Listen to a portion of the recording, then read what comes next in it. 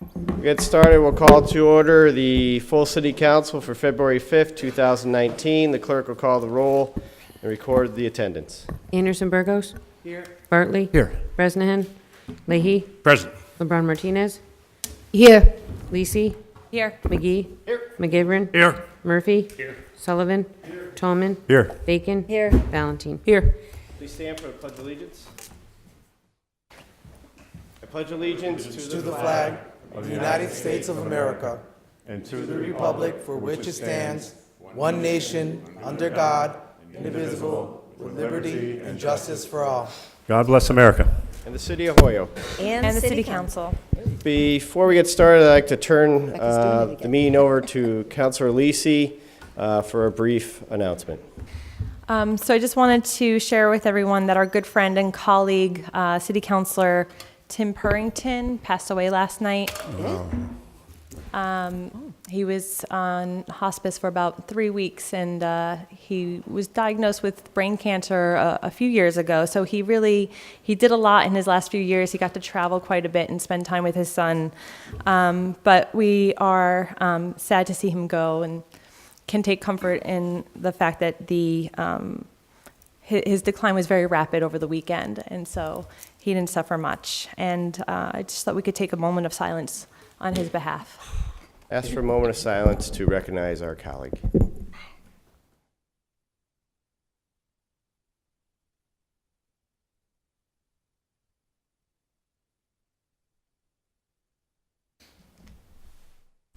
Thank you.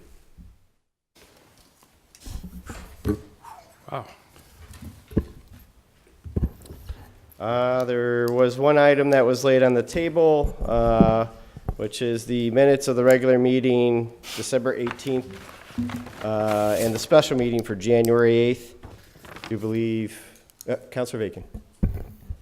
So on the minutes for December 18th, I would just like to offer an amendment that added to those minutes be the motion that I made on the sewer rate to increase it by 25 cents and look at it incrementally. It was seconded by Councilor Bartley, and it was defeated, but I would just like it added to the minutes, please. Okay. Second. All those in favor? Aye. Opposed? Any other amendments? Councilor Murphy? Just to the minutes from January 8th, and in terms of the ballot question, Councilor Sullivan voted for Roberto Lopez on the first and second, and I think the third ballot as well, right? And it's listed as Diosdado Lopez, so I think we should correct it and put Roberto down there. How do you remember that? I'm joking. Notes. I read it. Its motion would be to fix the roll call vote to reflect that. All those in favor? Aye. Opposed? And motion to approve the minutes as amended. Second. Second. Motion is to approve both December 18th and January 8th as amended. All those in favor? Aye. Aye. Opposed? Public comment? There are two.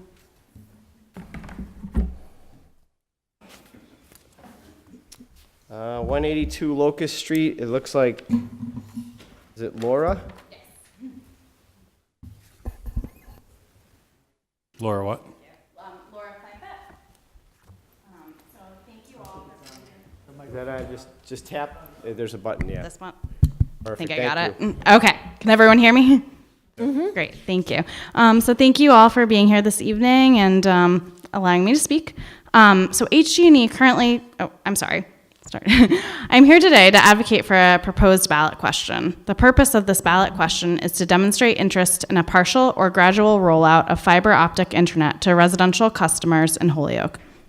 Fiber service is currently available to commercial customers in Holyoke, and HG&E currently provides fiber service to Leverett. We believe a ballot question is the best way to demonstrate interest in this area of growth for HG&E in Holyoke. When HG&E spoke before the Public Service Committee, they said they currently lacked data to justify a full rollout. In the past, their surveys have been conducted by phone. This is missing cell phone users, amongst others. We think that Election Day is a great opportunity to capture engaged citizens and give them the opportunity to express their interest in having HG&E provide fiber service to residential customers. Thank you for your time and consideration. Thank you. Next is 277 Suffolk Street. Ken, am I saying Lefebvre? Yeah, Lefebvre.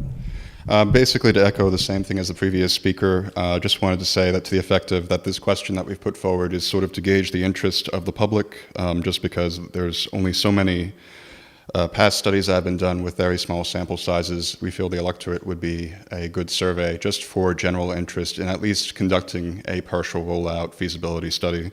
And of course, this being non-binding, this does not mean that the council necessarily has to allocate any extra funds to budgets or anything of that nature. It's mostly to gauge public opinion about this question.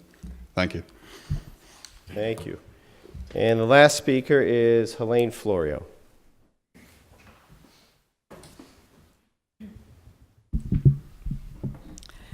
Good evening, Helene Florio, 31 Wellesley Road, and I'm the president of Holyoke Taxpayers Association. I'm here tonight to speak against the debt exclusion override for the schools for the city of Holyoke. I am not speaking against the building of the schools, and I want to make that very clear. But the debt exclusion override, as it has been described in the letter that has been going around from Marcos Marrero, the report that was done by Barry Bluestone, we feel is not representative of Holyoke and the environs here. And we feel that anything that will take the commercial tax rate over $40 is absolutely detrimental to the businesses here.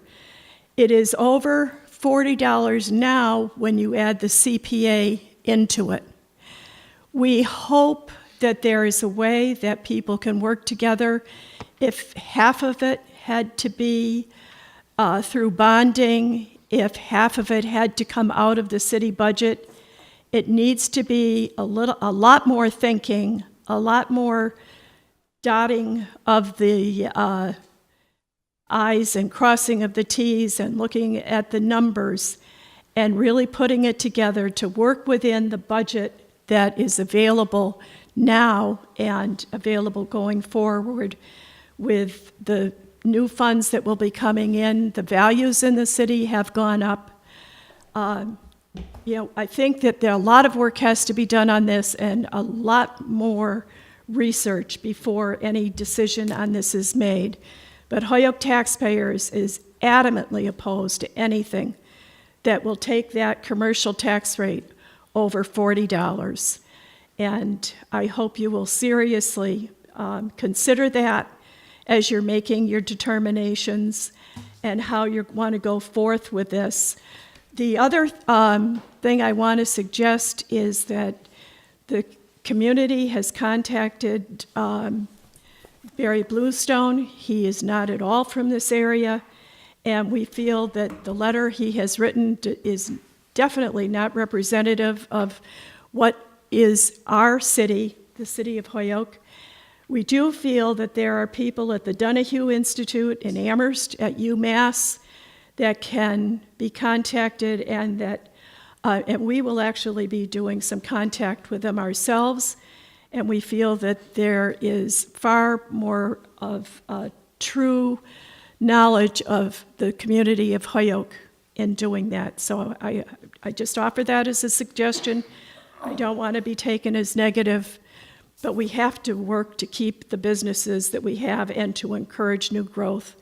And that high tax rate, we're already at the top of the list, but to put us up over 40 is going to be the death knell. Thank you. Thank you. That is it for public comment. Off to communications. Item 2 from the mayor, a letter reappointing Kelly Kern, 230 South Street, to the Library Board of Directors. Make a motion to reappoint Mrs. Kern. Second. Motion is to reappoint will expire February 2022. On the reappointment, all those in favor? Aye. All opposed?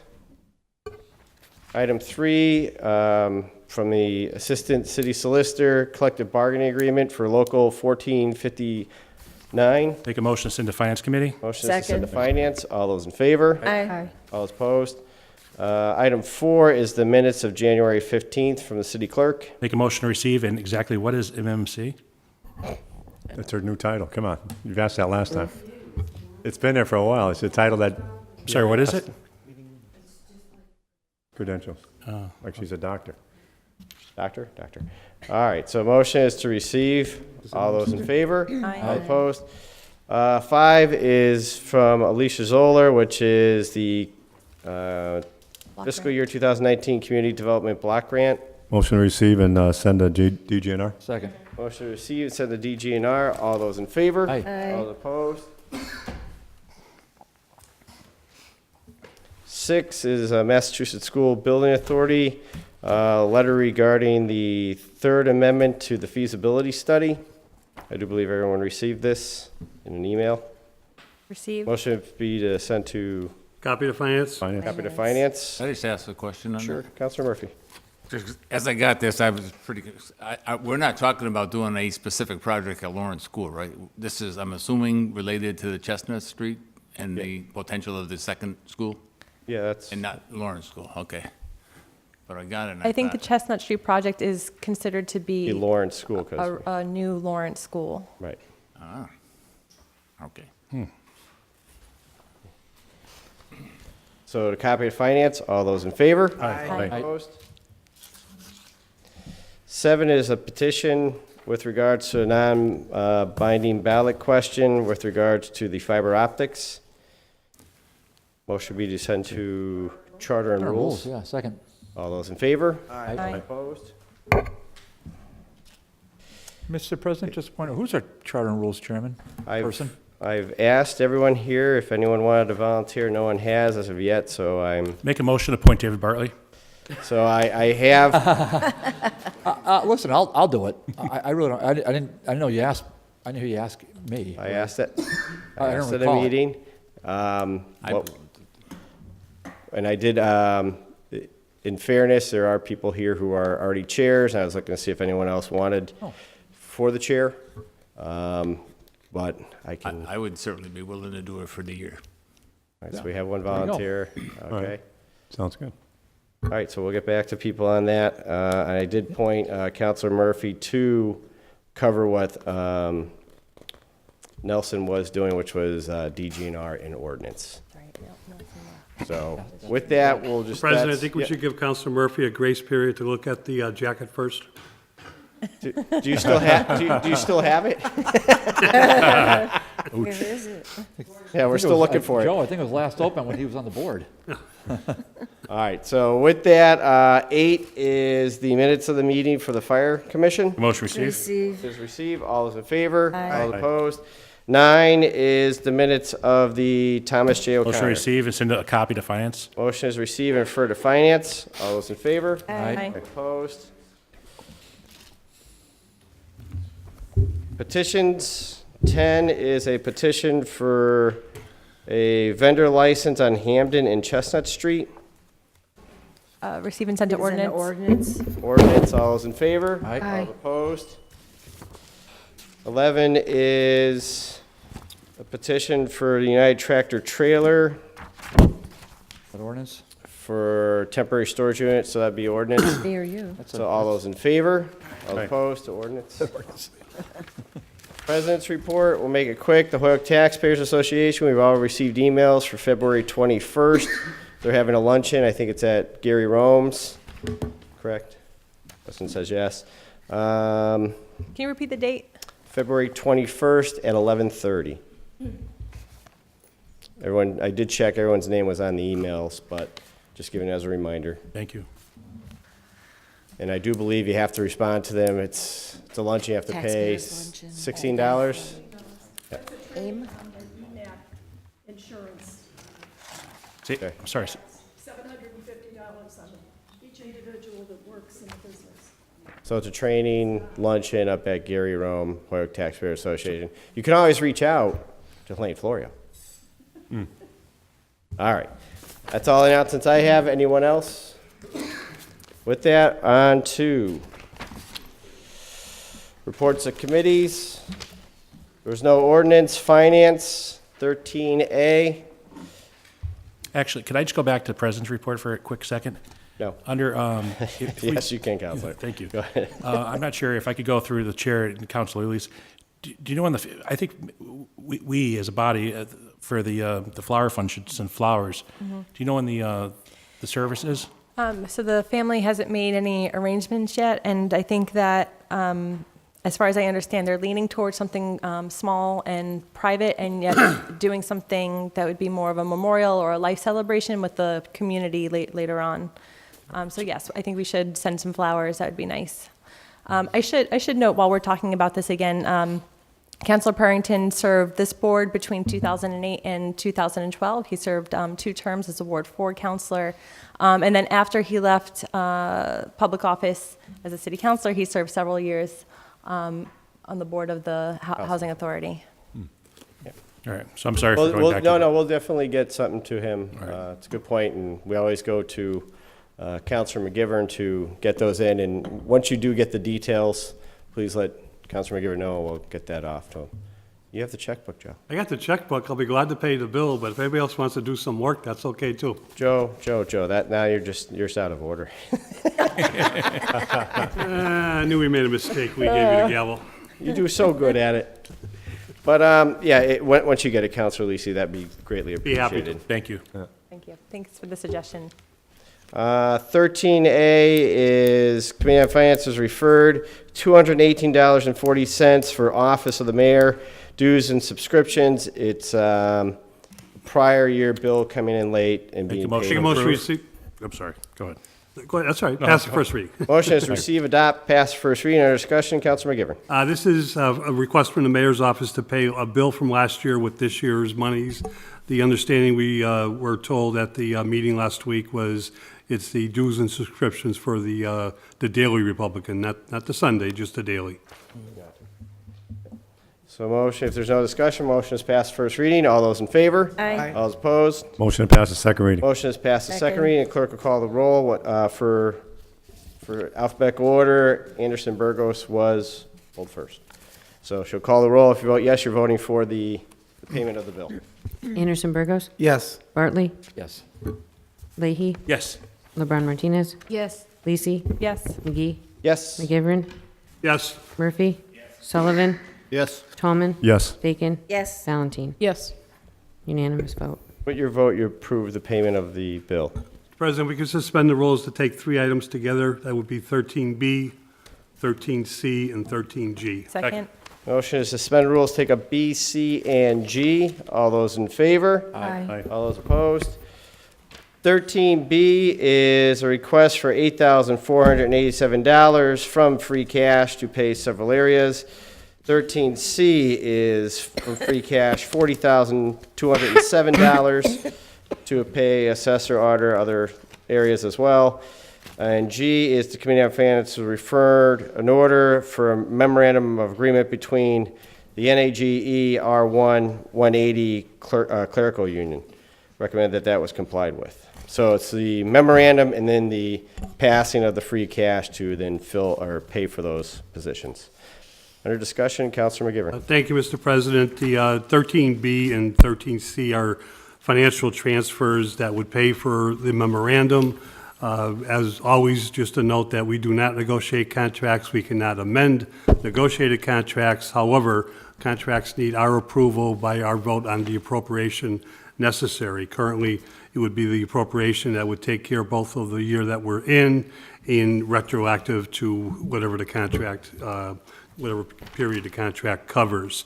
As the president pointed out, this is what we call the clerical union, and that notes why the money is coming from free cash, but the notes several different departments that the money is going into to take care of the contract. Finance Committee had both our city auditor, the law department was well represented, and the union was well represented to present this contract to us and for us to ask questions. It's a relatively modest contract. The wage increases, the contract goes back to July 1st of 2017. There'll be a 0% increase for that year. However, in July 1st of 2018, there'll be a 1.5% increase.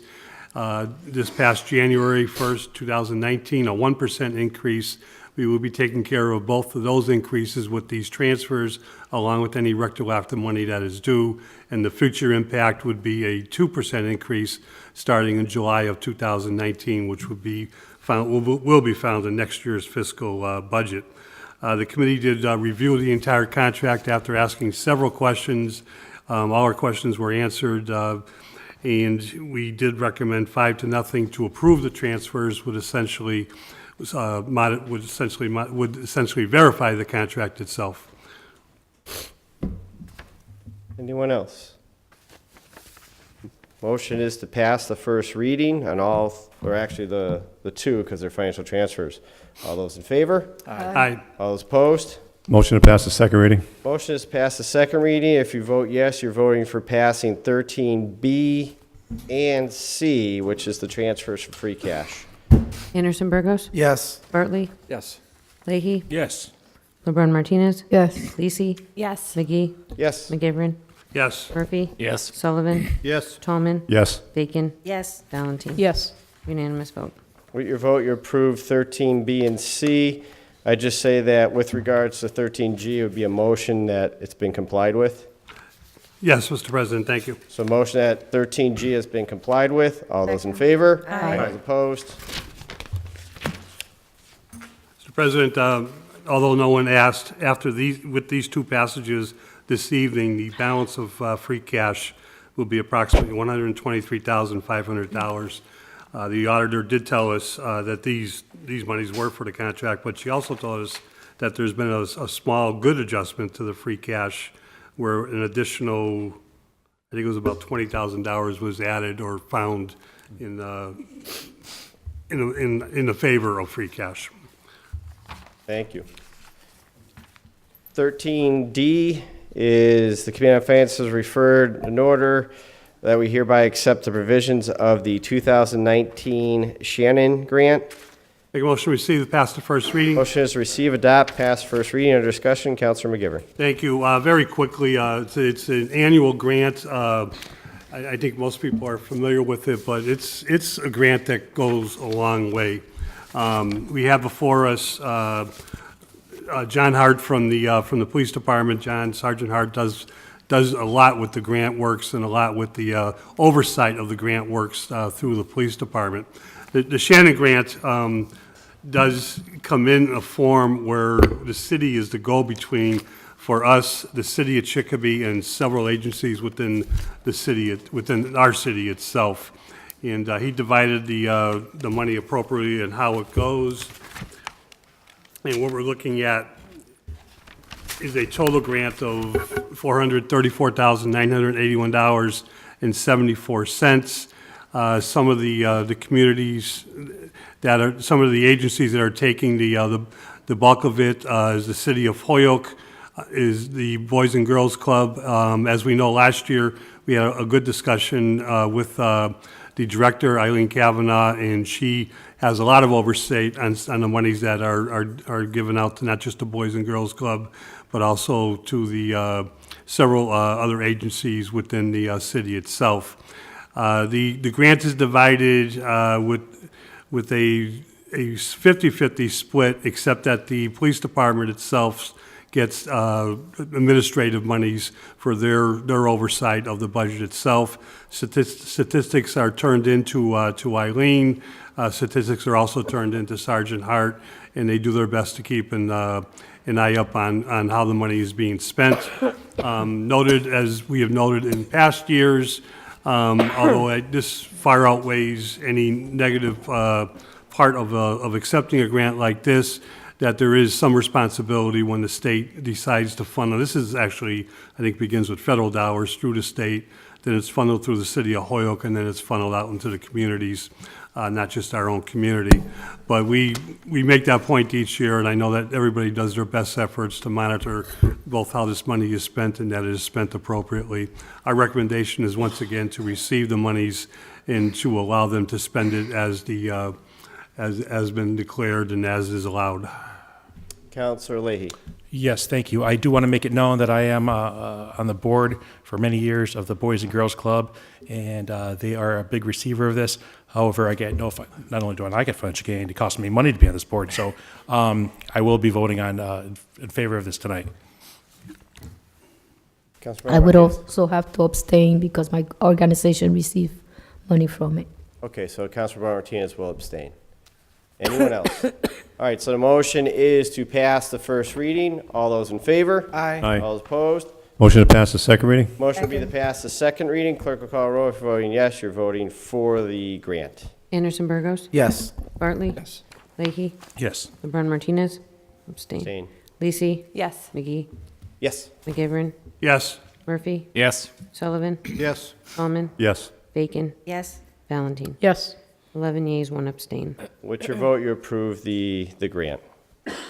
13E, Committee on Finance is referred.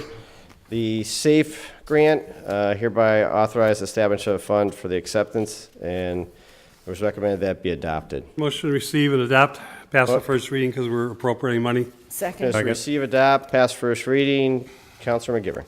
Thank you. We had the chief from the fire department and Maria Pelcher, who was a long time over, not only the oversight of this particular bond and how it's spent, but also an incredibly active firefighter within our community. I think most of us know her. She gave us a tremendous amount of backup documentation of this grant, and it just lists, I think, a lot of what she does, but a lot of what the fire department does on the whole. Even Chief Pond went out of his way to thank her for her work. But just a real quick look at some of the highlights of what they do. Includes fire and life safety education in the public schools. They train trainers for a program for home visitors, preschool teachers, home daycares, and things of that nature, where they talk about fire alarms and fire safety and things of that nature. They do home visits for the elderly. It's a smoke detector program, and the visits are made especially for the elder population, installing free smoke detectors wherever appropriate. They do a Halloween at the fire department. They do car seat checkups, which means a lot of people who buy car seats these days have no clue about the proper installation when they put them into their cars, and they make sure that all new moms and dads or grandparents know how to use a car seat.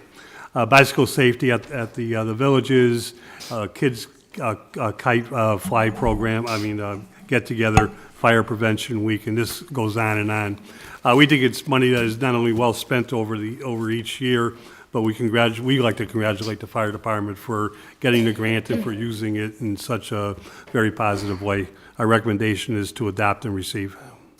Any further discussion? Councilor Tallman. Yeah, just briefly, I just want to state that Maria also talked about, and Joe touched on the fire, the smoke alarms and the carbon monoxide alarms that are very important. I think that they actually go and provide them in homes if you call them, and also apartments, building owners can call the fire department and to try to get them down there, because there's a lot out there that people don't realize they may have them, they're not even working.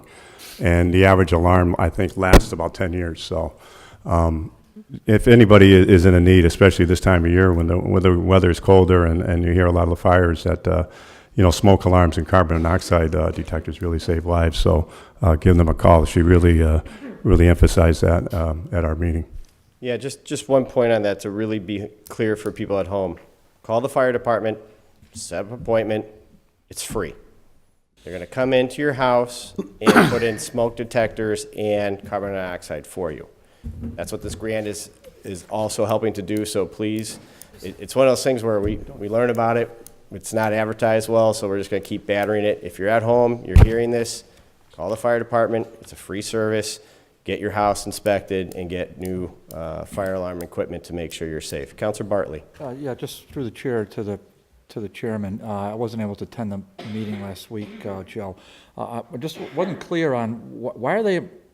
What's the amendment to the bond? I wasn't clear in the committee report as to why this bond that we passed. We're not on the bond yet. That'll be 13F. Oh, I'm sorry. Oh, I apologize. We're on 13E, which is the SAFE 13F. grant. No, Oh, I 13E apologize. Okay. SAFE grant. Thank you.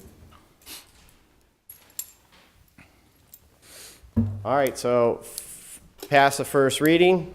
All those in Second. favor? Aye. All opposed? Motion to pass the second reading? Motion is passed the Second. second reading. If you vote Second. yes, you're voting for the grant. Anderson Burgos? Yes. Bartley? Yes. Bresnahan? Yes. Leahy? Yes. LeBrun Martinez? Yes. Lisi? Yes. McGee? Yes. McGivern? Yes. Murphy? Yes. Sullivan? Yes. Tallman? Yes. Bacon? Yes. Valentine? Yes. Unanimous vote. With your vote, you approve the grant. Now 13F, Committee Committee on Finance referred a revision to the bond, which was approved to the City Council on 9/5/2018 for $2.6 million for a 2 aerial ladder trucks, 1 quint, and 2 command vehicles. Recommended that be adopted. Second. So motion would be to receive, adopt, and pass the first reading. Our discussion, Councilor McGivern. Thank you, Mr. President. And right into Councilor Bartley's question, and just a quick reminder, we had originally took up a bond request for these items last year in December. And we had a very lengthy committee meeting with the fire departments and the members of the fire department, and we were given a tremendous amount of information on the status of the fire fleet itself. And it became quite clear that the ladder trucks were in desperate need of being replaced. The request at that time, however, was for we had if I remember correctly, we had the reserve ladder truck, what shouldn't even be on the road, was going to be taken off the road. The second ladder truck that was not in good operation but could serve as a reserve would replace the reserve, and we at that time were going to buy a ladder truck and I believe 1 quint. During that meeting, Councilor McGee had pointed out that it came to our attention that the quint we have, or I'm sorry, we didn't have the quint on the board at that time. The quint we had was not in good shape. And shortly down the road, within a year, maybe 2 years, if they were lucky, that there would be more requests coming in to replace other apparatus. Noting that it's a good time, and sometimes you can work a larger order into a more beneficial finance negotiation. Councilor McGee asked the chief to come up with a new number and to see if we could make that work, which is what was presented at the meeting for which we adopted. Unfortunately, at that meeting, that language came in that night. It did not include 2 requests for command vehicles, which also were pointed out were not in good shape. They were not the high priorities when the fire department was originally before us. And with the new working of the bonds for relatively the same amount of money and a grant that was going to be revisited, we were led to believe that would be what we were voting on. Unfortunately, that was not the language that night. Councilor McGee noted that later when we had some requests from our auditor, who was questioning why the fire department was spending money on vehicles, and she could not find it in the language. After some research, Councilor McGee, the auditor, got the language rewritten back into us so we could put it back in committee. And that's essentially what we're doing this evening, is replacing the original language to make it attest to, and I think even the president noted in the meeting, to what we call the Bartley rule, that it has to be in the language, not just talked about, and the language can't be, or the expenses cannot be changed during the course of the year. So the Finance Committee took this up quickly. I know I did a quick version of the original discussion, but I think we all know the need for the fire apparatus, and the reasons that we were bonding for it is so it's paid out throughout 20 years, possibly more, so not just one generation pays for a truck that should be around for a long time. But the fire department did an originally good job in giving us the status of the fleet, and that's why we recommend again that we go forward with this replacement language. Anyone else? Councilor Bartley. Yeah, this through Chair, this doesn't change the bond amount, Joe, correct? That is correct, but there is an issue. The bond, I don't have the number in front of me. We originally felt that the bond would knock off, the grant would knock off some of the bonding, and there was a question about that brought up at the committee. I'm not sure if someone else has a better memory than me, but it's the original amount. Okay, thank you. It's the same 2.6, Councilor Bartley. That's what I thought. Just want to confirm it. Thank you. All they're doing now is adding in 2 command vehicles, which, as Joe or Councilor McGivern correctly pointed out, you can't go behind the council and say we're going to add this to the bond. And let us know. So not trying to be mean or joking, I said that's the Bartley Amendment, whereas at the very end of all our bonds now is you have to come back to us, let us know, full disclosure, what you're adding or subtracting in order to make sure we're all on the same page with bonding, especially with bond counsel. So that's how it was caught, and that's why it's back before us to make sure we follow it correctly. Councilor Bacon. Thank you, Mr. Chairman. The reason I voted for the initial bond was because I was optimistic about the grant money coming in that would reduce the bond. And I never, nor would I, vote for a bond for 20 years for depreciable vehicles of the nature of the command vehicles that don't come anywhere in the class of a fire truck, while we also have our police department waiting for vehicles. So I'm troubled by the substitution and the length of the expense on the bond for the nature of the additional 2 vehicles, but I was supportive of the 3 longer-term vehicles that will have a life that warrant long-term bonding. Thank you. Anyone else? There's no further discussion. Motion is to pass the first reading. All those in favor? Aye. All those opposed? Motion to pass the second reading? Motion is passed. Second reading, clerk call roll. If you vote yes, you're voting for the change in the bond. Anderson Burgos, Yes. Bartley, Yes. Bresnahan. Yes. Leahy. Yes. LeBrun Martinez, Yes. Lisi, No. McGee, Yes. Ivrin, Yes. Murphy, Yes. Sullivan, Yes. Tallman, Yes. Bacon, No. Valentine. Yes. 11 yeas, 2 nays. With your vote, you approve the change in the bond language. 13H. Zero to G. Community on Finance, communication dated 1/1/2019 from Marcos Mero regarding the possible effects of the debt exclusion override. A motion that has been complied with. Make a motion to receive and adopt the committee report. Motion is that it's been received and adopted. Our discussion, Councilor McGivern.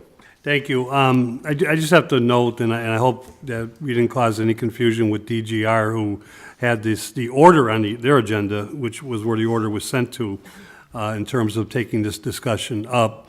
At Councilor Sullivan's encouragement a couple of weeks ago, we had a copy of his communication to us, asked me to get it on the agenda because he wanted to keep the discussion going, which I know is very important to Councilor Sullivan. And the discussion I'm talking about, which is continuing to go, is what the Finance Committee has reviewed in quite much detail, is the proposal by the schools for replacing or building 2 middle schools to replace at least 2 existing schools in combination of other schools. Not to go over that discussion at all. This was Councilor Sullivan's order, and I'll turn it over to him in a second, for which we discussed, the request was to discuss what the impact would be of a debt exclusion override on commercial property on the business community within the city of Holyoke. Marcus Morrell, I think everybody got a copy of it a little while back, had presented his review of the best, what he felt to answer the questions of Councilor Sullivan, which became questions, I think, of the full city council. And he shared with us a number of things about what's in his report, including 34 communities that he cites, that he compared numbers to. He also offered the idea that on new construction, the possibility, or on any any existing reconstruction development, TIFs and special tax assessments. And he shared something that, quite frankly, I've heard for decades now, and it always surprises me every time I hear it, but that when you're attracting business to come into a city, and this can be argued against on a case-by-case basis, but the overall majority, it's the number one incentive to move into a community is not the taxes. The number one incentive is other amenities and other things that are important that sometimes I think we take for granted. Education is extremely important to business. The fact that there is a population coming out of our schools, an educated population that can go into training or can go into skill training and be able to come into the workforce. Workforce is very important to new business and new growth for companies that want to come in and companies that want to expand. Things like that we sometimes forget to shout on top of the mountain is not only one of the lowest gas and electric rates, but one of the most efficient and incredible departments of any municipal-owned gas and electric within the Commonwealth itself. And of course, we have more water than anybody, and we have a tremendous water department that gets that water to our doorsteps in the most efficient and safe and healthy fashion. And then these are the things that, you know, like if you read Marcus's report that I get from it, I realize that there are other ways and there's other arguments. So at this point, I would just say that the committee did their job. Councilor Sullivan asked a lot of great questions, and I think just the committee report is that we did comply with what we were asked to do, or at least Mr. Bartley, I thought we were asked to do it, but if I did cause confusion with DGR, I apologize. Councillor Leahy. Yeah, I think we all asked a lot of good questions, and a lot of my questions resulted of the fact that for years we've been talking about exactly what Councillor Mrs. Florio had said earlier, is, for years and years and years, we've been listening to Mr. Gilbert up at the microphone here saying anything that's over $40 per thousand for a business could be another nail in the coffin for the city of Holyoke. Well, this evening we were hearing that's not the correct way, and different reports were cited, different studies were cited. I just thought that was a very interesting perspective. I do think that this debt exclusion, kind of very similar to Proposition 2.5 override, is going to be a very important vote if we do it or we don't do it. But I do think a lot of people asked a lot of great questions, and unfortunately, for one reason or another, the television went out that night halfway through. So I'm not sure why, but a lot of people at home were commenting that they couldn't see the whole meeting. Thank you. Anyone else? Yep. Councillor Sullivan? Yep, thanks.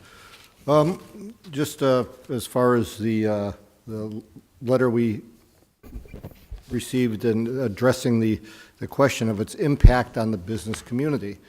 If you read the conclusion of the letter, right, the conclusion is that the debt exclusion override for the construction of the planned middle schools will not hinder the city's ability to meet its economic goals. That's not the question that was asked. It's about the business community.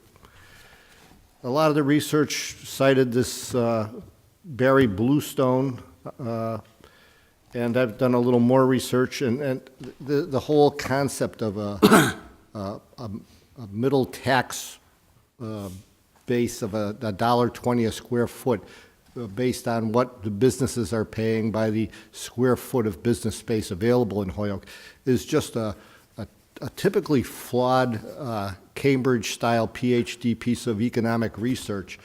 Holyoke is a unique entity unto itself, very, very different. And just to drill this point home, one of the communities cited in comparison with the mall was the Burlington Mall.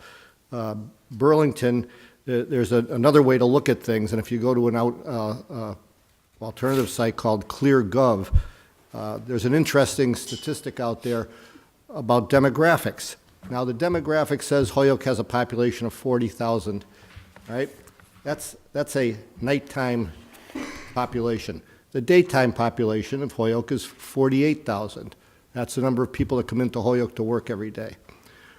Burlington has a population of 25,000, right? Nighttime population. Has a daytime population of 55,000. The population of that city more than doubles during the daytime.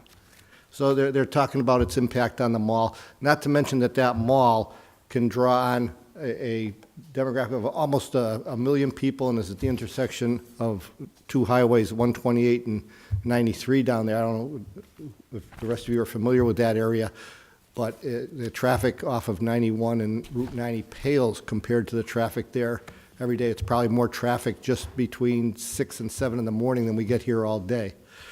The median price of a house in Burlington is 439,000. In Holyoke, it's 181,000. In Holyoke, the average household income is 38,000. In Burlington, it's 92,000. So you could take Mr. Bluestone's statistics and throw them out the window as far as I'm concerned. The impact on the Holyoke business community is just very, very, very slanted. We have two very different economies here in Holyoke. And just to give you a real quick example, because we've gone over this now, it's all available on tape now. The stuff that was missing is available out there now. Councilor Bartley did a great job on it again last night. We got another go-through on this. But to give you some really clear examples, they want to say that we're in the middle because the $1.20 a square foot is a tax load for business in Holyoke. All right? We have businesses in Holyoke that are paying between 3 cents and 22 cents. Dozens and dozens and dozens of businesses. And that drags it down substantially. If you want to look at the real viable businesses in Holyoke, you have businesses, and we'll stick with the mall to start with because that's one of the comparisons they want to make. The mall's paying almost $10 million a year in taxes. This would add about $800,000 to their tax bill. And one of the things that was said, well, Pyramid had a very good year. Is that what we do when a company has a good year? We go out and penalize them for running a good business and being profitable? To me, that's just crazy logic. All right. The bank, we had a lot with Westfield Savings Bank going through with the ATM, and they've been here in front of us several times now. And it's true of all the banks on Northampton Street. Their rate is over $8 a square foot. Friendly's Ice Cream is $6 a square foot. A lot of the other businesses in Holyoke, they're up there in the $4 or $5 range. All right? And these are the businesses that are employing 50, 70, 100 people that we're affecting. The businesses that are in at 28 cents a square foot and stuff like that, one of them is our brand new marijuana business. And their tax rate just doubled. It was 14 cents a square foot. Now it's 28. So all I'm saying is this, we've got to find, I'm 100% for the schools. I really believe we need these new schools. And we've got to find a way to do it, but we've got to do it without driving the business community out of Holyoke. And one final note, we've gone from, I don't know how many years ago yet, I think it was 25 years ago, we had 2,000 businesses in Holyoke. We now have, per our Chamber of Commerce, we now have 300 to 350. So that's it. Any, Councilor Bacon? Thank you, Mr. President. The only other comment I would add, Councilor Sullivan did a very good job summarizing, is that one of the tools that was mentioned was the use of a TIF. And if you read business articles, they will tell you that the reason TIFs are used is because cities have bad tax policies. So what happens when you're trying to attract a new business that has to pay the full boat, this would add $2.50 to the business tax rate currently. All the rest of the businesses and the residential taxpayers of the city have to make up that tax base that is written off, giving a break to incentivize the business to come to the city. Those TIFs are then not realized till years down the road. And a lot of you I know have been looking at our budget for a long time, and our growth has been what, $500,000? So it just is counterproductive to trying to grow businesses in our city if we adopt a tax policy like this, in my view. Thank you. Anyone else? There's no further discussion. The motion has been complied with. All those in favor? Aye. All those opposed? There was no public safety, no public service, Development of Government Relations Committee, DGNR. 16A, Committee on DGNR was referred, Mass General Law, Chapter 30B, and the Holyoke Code of Ordinances. The City Council declared 2 parcels on St. James surplus property. Recommended that be adopted. Motion to receive, adopt the committee report and declare the aforesaid parcels surplus available for disposition. Motion is to receive, Second. adopt, and declare them surplus. Our discussion, Counselor Bartley. Yeah, I just kept this, I'm just going to keep these orders separate because we can come to them pretty fast. Yeah, but these are in Springdale. The OPED did a great job last night, showed us the building, dilapidated, the lot that kind of abuts up to the Pioneer Valley Railroad track in the Springdale section of the city. The plan is to put these out to RFP.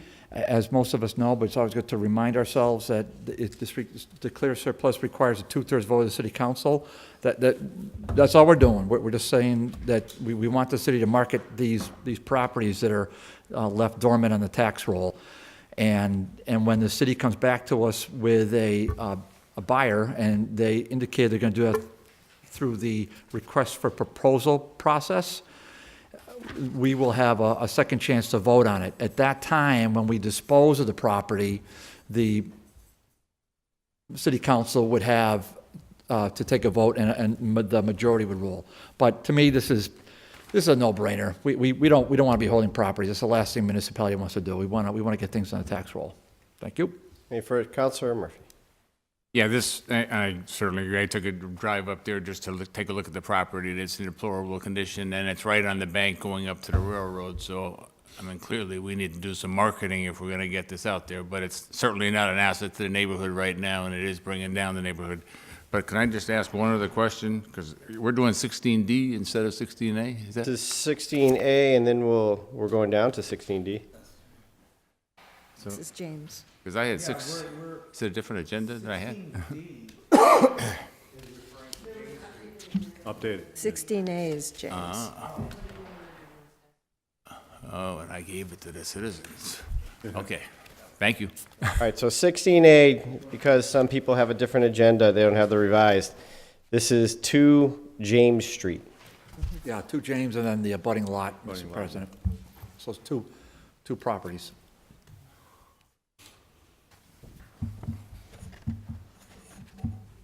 Anything further? Yes, sir. If there's nothing further, roll call. On the motion. Yep. Clerk will call the roll. If you vote yes, you're voting for this, the parcel. Anderson Burgos. Yes. Bartley. Yes. Bresnahan. Yes. Leahy. Yes. LeBrun Martinez. Lisi. Yes. McGee. Yes. McGivern. Yes. Murphy. Yes. Sullivan. Yes. Tallman. Yes. Bacon. Yes. Valentine. Yes. Unanimous vote. With your vote, you approved it. 16B. Committee on DGNR was heard, Master Law 30B, the Hoyle Code of Ordinances, the City Council declare 106 and 108 Main Street as surplus property. This property is BH and has assessed value of $112,000. Recommend that be adopted. Mr. President, the first thing I want to do is to correct the order. We amended this last night. Don't know why. Okay, it's 106, 108 Pine Street. Pine. So that was amended last night, but let me just All right, make a so motion. motion is to amend Main to Pine Street. Second. All those in favor? Aye. All opposed, so that's The motion corrected. is to receive, adopt the committee report to declare this parcel surplus and available for disposition. Motion is to Second. receive Second. and declare surplus. Under discussion, Counselor Bartley. Same as the last one. It's near Pine and Suffolk Street. It's a pretty cool looking property. The problem is the zoning's very attractive. It's business highway, bless you. So Marcos and John, I'm sure will do their usual great job and put it out to RFP. It'll come, once they have a qualified bidder, it'll come back to us for a vote to dispose of it. Any further discussion? If not, the clerk will call the roll. If you vote yes, you're voting for 106, 108 Pine Street. You got it. Anderson Burgos. Yes. Bartley. Yes. Bresnahan. Yes. Leahy. Yes. LeBrun Martinez. Yes. Lisi. Yes. McGee. Yes. McGivern. Yes. Murphy. Yes. Sullivan. Yes. Tallman. Yes. Bacon. Yes. Valentine. Yes. Unanimous vote. With your vote, you approve parcel 16C.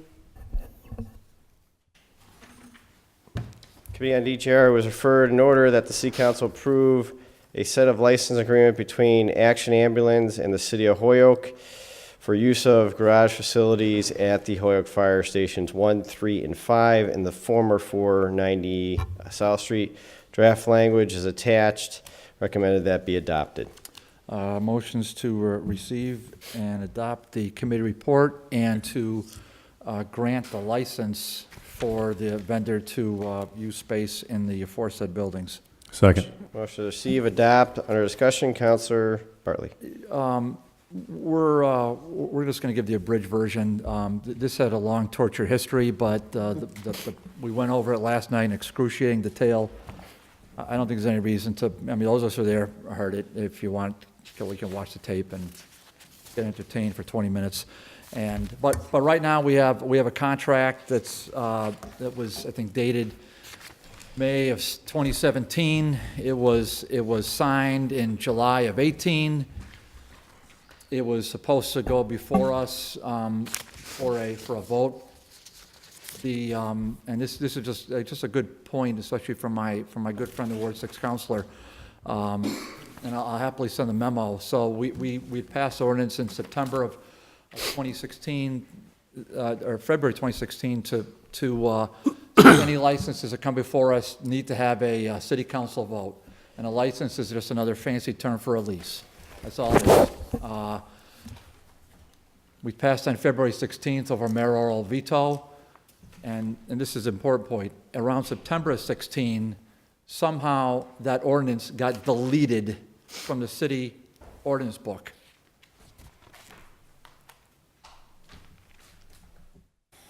So an ordinance got deleted by an administrative act of the city, not by a city council vote, by an administrative act. An ordinance that we passed over mayoral veto was deleted.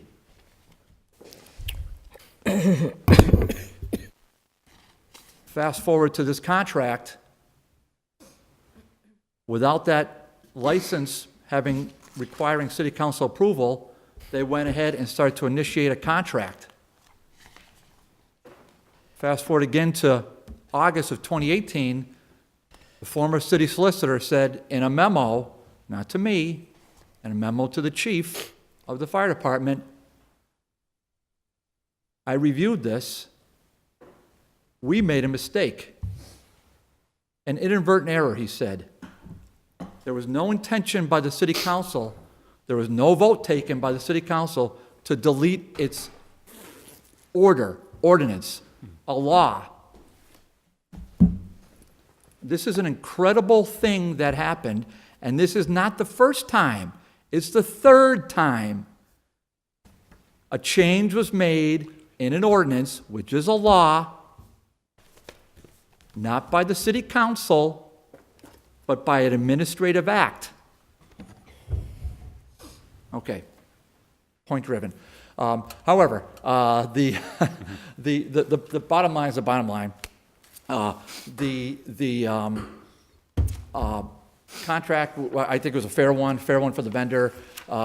Counselor, my friend, the at-large counselor, he's probably going to speak about this. And fair point.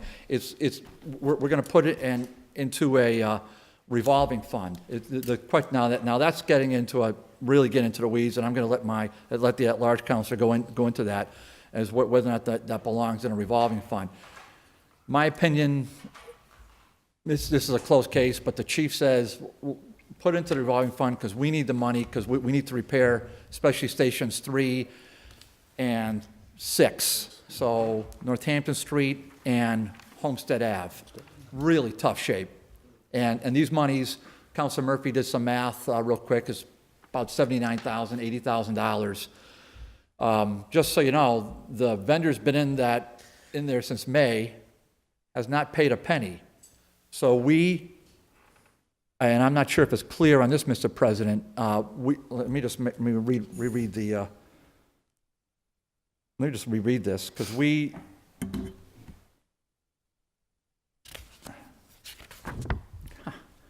first. Why is it not in here? I don't get it. I don't get why it's not in here. So we amended the order last night to say we approve this subject to confirmation and ultimate receipt of the back due rent. So I'm going to make that, I don't remember what we said exactly, but Pete and everybody else over there, they Is it could. on the jacket? Yeah. I don't think I wrote it on the, I didn't have, So we're, yeah, so. draft language for action ambulance is attached, so prior to that, so City of Hoyoke used garage facilities at Hoyoke Fire Department Stations 1, 3, and 5 and the former 490 South Street.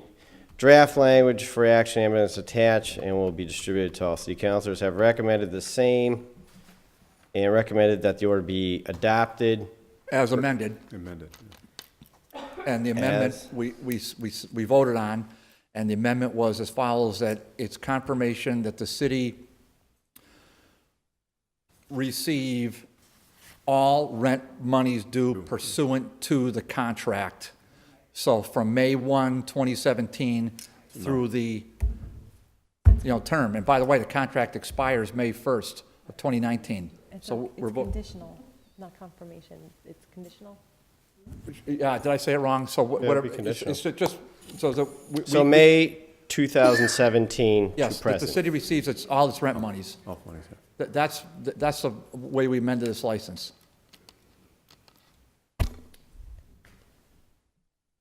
So recommend that be adopted as amended, that the city council receive all rent monies from the contract representing May 2017 to the present. That sounds good. To the life of the contract. For the life. Well, that yeah. is the life of the contract. For the life of the May. contract, Well, and the life goes of the to contract what, is May? May. Right. So with that amendment, is that seconded or? Second. Can you read it back to us? Yep. Which is a- So the Committee on Development and Government Relations to was referred in order that the City Council approve a set of license agreements between Action Ambulance and the City of Hoyoke as amended, that the city receive all rent monies of the contract, which represents May 2017 to the present, for the use of garage facilities at the Hoyoke Fire Department Stations 1, 3, and 5, and the former station at 490 South Street. Yeah, I think we just want to make sure that we are saying that we're granting it conditional upon receipt of those So City monies. Council We want to make sure we get them, approve, so as opposed to. order that the City Council, Grants the licenses. so we're getting rid of approve, grants, Contingent, conditional. set of license agreements, We want our money. Receipt of payment or something like that. From May 1st forward. so that the Committee on Development and Government Relations was referred in order that the City Council grant a set of license agreements between Action Ambulance and the City of Hoyoke contingent on the payment of the licenses from May 2017 to present between Action Ambulance and the City of Hoyoke for use of garage facilities at the Hoyoke Fire Stations 135 and 490 South Street. And that is the second. That has been seconded. All those in favor? Aye. All those opposed? Did Joe, Councilor McGivern want to speak? Did you want to speak? Someone in between. What? Yeah. I think you had a hand under discussion before you took that vote. Yeah, just, I mean, I know the chief spoke yesterday, and I know he spoke that the company is all ready to make the payment, so hopefully that's not going to be an issue. And obviously, the $79,000 covers 21 months, and there's another $11,000 that'll be coming with the next 3 months. So, but every indication is they're very happy with the arrangement, and they certainly want to make the payment. And again, I know Councilor Bacon and Councilor McGivern are going to try to work the revolving fund situation. Okay. Yeah. So, I mean, it's a win for the city, it's a win for the fire department, and certainly a good relation with the ambulance service. Just like to speak in favor, Mr. President, on the MOU. Last night I was a little agitated because I don't understand what took so long to get this in front of us. And then Councilor Bartley did a good job of explaining the history of this. Leasing a property, sale of property of any entity that is part of the city of Holyoke is extremely important that this body has a say on that. This city owns property known as, no, we own reservoirs, we own a dam, we own canals, we own buildings, we own a lot of property. And it's clear that no one person, even the mayor of the city of Holyoke, no one commission, no one entity can sell, lease, or buy, well, I'm sorry, the gas, electric, and water department can buy property for their own purposes, but they cannot sell it without coming back to the city council. This is a good agreement, and I apologize for the editorial, and last night I apologize for being agitated, because this is a very good agreement. I mean, Action Ambulance is not only doing a good job after some confusion in the beginning about some property within the city, and we have more ambulances in the city, stationed in the city, than we ever have. You know, if you look around, you know, we're used to seeing the one or two maybe on South Street, if we're lucky, sometimes three. Now you go to any station, any given moment, there's an ambulance there. You go by South Street, there's at least 2 ambulances every time I drive by. And I haven't had except for that one initial problem around the high school, I haven't heard of any problems since then, and I think they've corrected. I did hear one other one, but I know they corrected that. And actually, I think it was Charter that had a problem with responding to one of my neighbors, but that has been corrected also. But I'm in favor of this. The other issue is not before us at the moment. I have strong feelings against revolving funds. I got a request a while ago from Councilor Bacon and Councilor Bartley that there's a request, you know, I remember it, it came in to do a revolving fund for this with the idea that this money will go into repairs of fire department stations. I'm not against that, but what I think is the proper way to do it is to send it through the general fund and let the mayor put it in the budget so we can approve it. But that's not in front of us right now. I looked for what I was asked to do. The original order or communication, whatever it was, is not in the Finance Committee. I asked our administrative assistant. He reviewed our jacket. He could not find it, and I'm not too sure if Ryan has had a chance to find it. I'm sure it's can be duplicated or found, but I'm all in favor of acting on it, although I don't support too many revolving funds, and until we get to that discussion, I'll stop talking. Councilor Bacon. Mr. President, so I'm not sure if it requires a suspension of rules, but if it does, I'd offer under a suspension of rules that we remove item 47 from the October 2nd, 2018 agenda, which was the order to establish the revolving fund. It was sent to finance, I believe, in error, so that we remove it from finance and send it tonight to ordinance. Second. So October 22nd. October 2nd, okay. Item number 47. Item number 47. Motion is to suspend the rules, remove from committee, item number 47, that's in finance. Second. Except it's not there.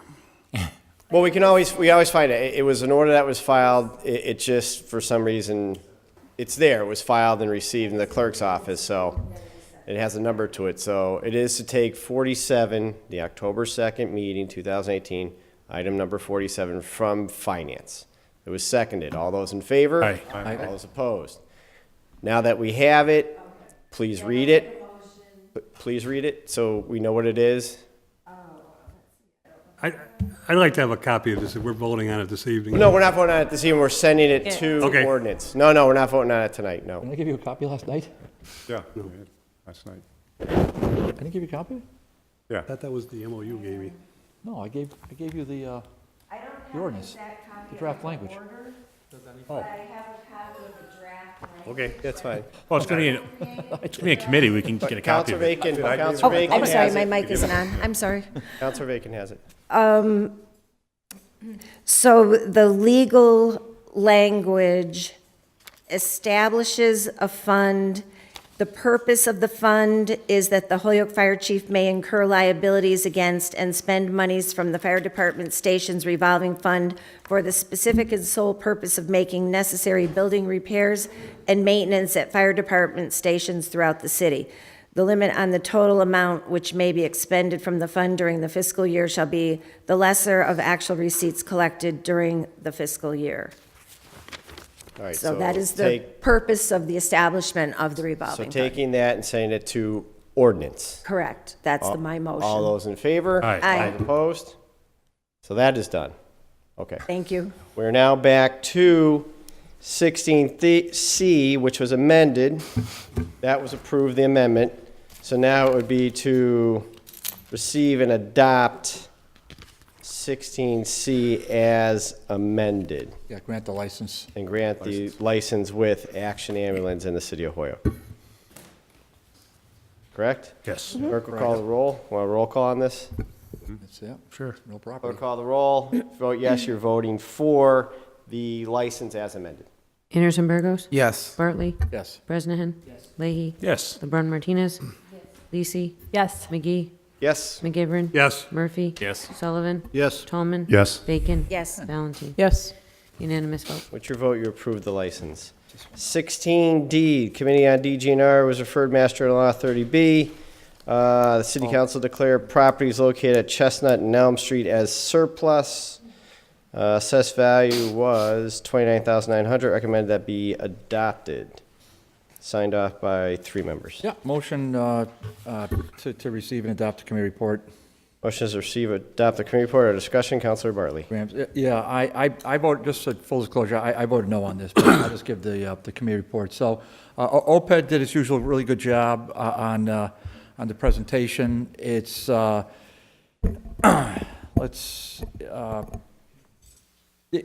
President, this is this concerns the lot where the lots where the former Perpetual Help was.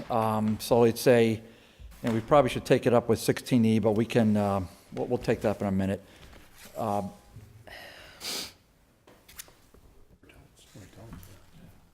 Just give me a minute to get If you want, Counselor, just give a breakdown of this. We can always suspend the rules and take up 16E Yeah, once you're done. or- let me just say, this is a incredibly complicated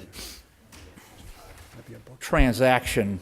So I'm going to try to put it in a nutshell as best I can. And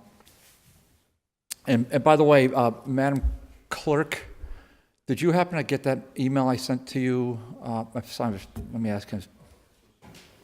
Hold on, Brandon, let me just ask. Yeah. Let me make a motion to take that up now. Yeah, Mr. President. Yeah, I addressed the clerk, but I just want to make a motion to, can we take up 16E, suspend the rules, and the late file, Brenna, I can't remember late file A? Okay. Please, yeah. So motion is to suspend the rules, take up them all at once. 16D, E, And and late late file file A as a Second. package. All those in favor? Aye. All opposed? 16E, the Committee on DGNR was referred an MOU between the City of Hoyoke, the Hoyoke Housing Authority, dated December 2018, with regards to 255 Chestnut Street. And then late file A is a purchase and sale agreement. Draft. It was a draft. Between Holyoke Housing Authority and the Diocese of Springfield. Okay. So back to Councilor Bartley. Okay, and I really do apologize for, I received the late file, Mr. President, this afternoon, from Matt Mainville's Executive Director of Housing Authority, one of his top assistants. She emailed to me the draft language for the purchase and sale between the Housing Authority and the Diocese of Springfield. We originally asked for it last night under advice of Holyoke Housing Authority's counsel. She said it is not a public document.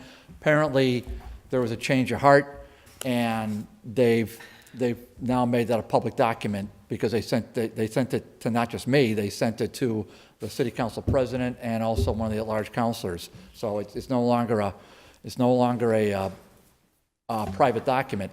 In that document, it says basically that the parcels owned by the Diocese of Springfield, there is a provisional contract between the authority and the Diocese of Springfield for, I think it's about $111,000. I'm off by a little bit on that. 120, no?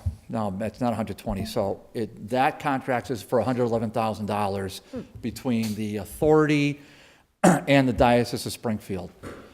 Again, that's a former perpetual help lot. What are we talking about here? We're talking about the huge block, massive city block, several acres, and up on that is one of the proposed middle schools. What's driving this is a requirement for the Mass School Building Authority that they're taking a vote next week that says the City of Holyoke must show evidence of site control, not officially site control, just evidence that they can procure the property. And then the Mass School Building Authority can go ahead and do its thing. Again, that's for the construction of the 2 middle schools. That was related to the order that the finance chair was working on with Councilor Sullivan. It is, and by the way, I got to thank the committee last night. The committee members really, everybody pitched in last night. It was a 4-hour meeting with, there's always a little bit of nonsense, but it was mainly productive. But the nonsense is on my part. So, but it was a 4-hour meeting of a lot of critical things, and this being probably the most important. Mr. President, just to summarize, with this, the City of Holyoke is what it's saying is in this agreement, the MOU, if the City Council and if the et cetera, approves this debt exclusion, then the City of Holyoke will enter into an agreement with the Diocese of Springfield on its 2 parcels within an enormous city block. The diocese was obviously the former perpetual help. And again, if anybody has questions, just jot them down or jot them down, and then we'll, after I give my spiel, fire them off at me. The city saying, however, we're not sure of this vote. So if this vote doesn't happen, or the schools aren't built, or something happens at Mass School Building Authority, we want those developed, the parcels developed. And so it would make sense, based on the urban renewal plan, that the Holyoke Housing Authority should go ahead and develop those. The executive director was here last night, and he made it very clear that the Holyoke Housing Authority would really want to develop. It's premature, he said, that they don't have any development funds, but which makes, it's perfectly reasonable. And that contract says, the MOU says, that the City of Holyoke has until December of 2021 to execute its agreement with the Diocese of Springfield. They would also execute it if the contract goes ahead. If the vote goes forward with the schools, the City of Holyoke would also enter an agreement with the Holyoke Housing Authority, because it owns several little parcels within, again, that huge city block. So a lot of moving parts right there. I'm just going to explain briefly why I voted against it. It's not in opposition to the schools, although I don't agree with the funding part of this. I don't think that we have to. I think we can. We weren't given other alternatives, but that's beside the point for now. We'll have that debate at a future meeting as to. But my real issue with this particular, very complicated, contingent-filled contract has to do with the following. If you recall, last June, we took a vote in this body regarding Monte Della Rosa Church. It was a purchase and sale contract, again, put before us. We had a special, it was there were 9 counselors here. I think it was a special It's a meeting. special meeting, yeah. Thank you, Mr. President. There were 9 counselors present. The purchase and sale said, the City of Holyoke buys Mar de la Rosa for $50,000 with all these wackadoodle restrictions. No parking lot, we strip it down, you make any change to that building, we, the diocese, have to approve it. If you sell the building, any future owner has to have diocesan approval to make any change to the property. It was a whack-out contract. Nobody in the world would ever, nobody would agree to that. No, it's insane. I mean, you're going to buy a piece of property and have it have deed restrictions on making any change to the building to the end of time required by the Diocese of Springfield? No normal person. But at the time, oh, and the other part of that, if you do buy it, we will give you the lots on Chestnut Street for nothing. It'll be included in this. Now, me being a very naive, simple person from Elmwood, I believed that this was all very straightforward. Listen, I thought everybody tried their best. And now, looking at this in the light of this MOU, and the light of what we have before us, Mr. President, I don't think everybody tried their best back then. I don't think we were told the truth.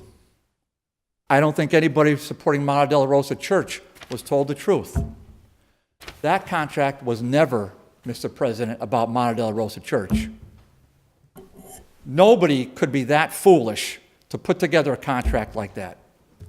That entire contract, which we rightfully voted down 9-0, was always about perpetual help. It was gaining site control. It was never about Mar de la Rosa Church.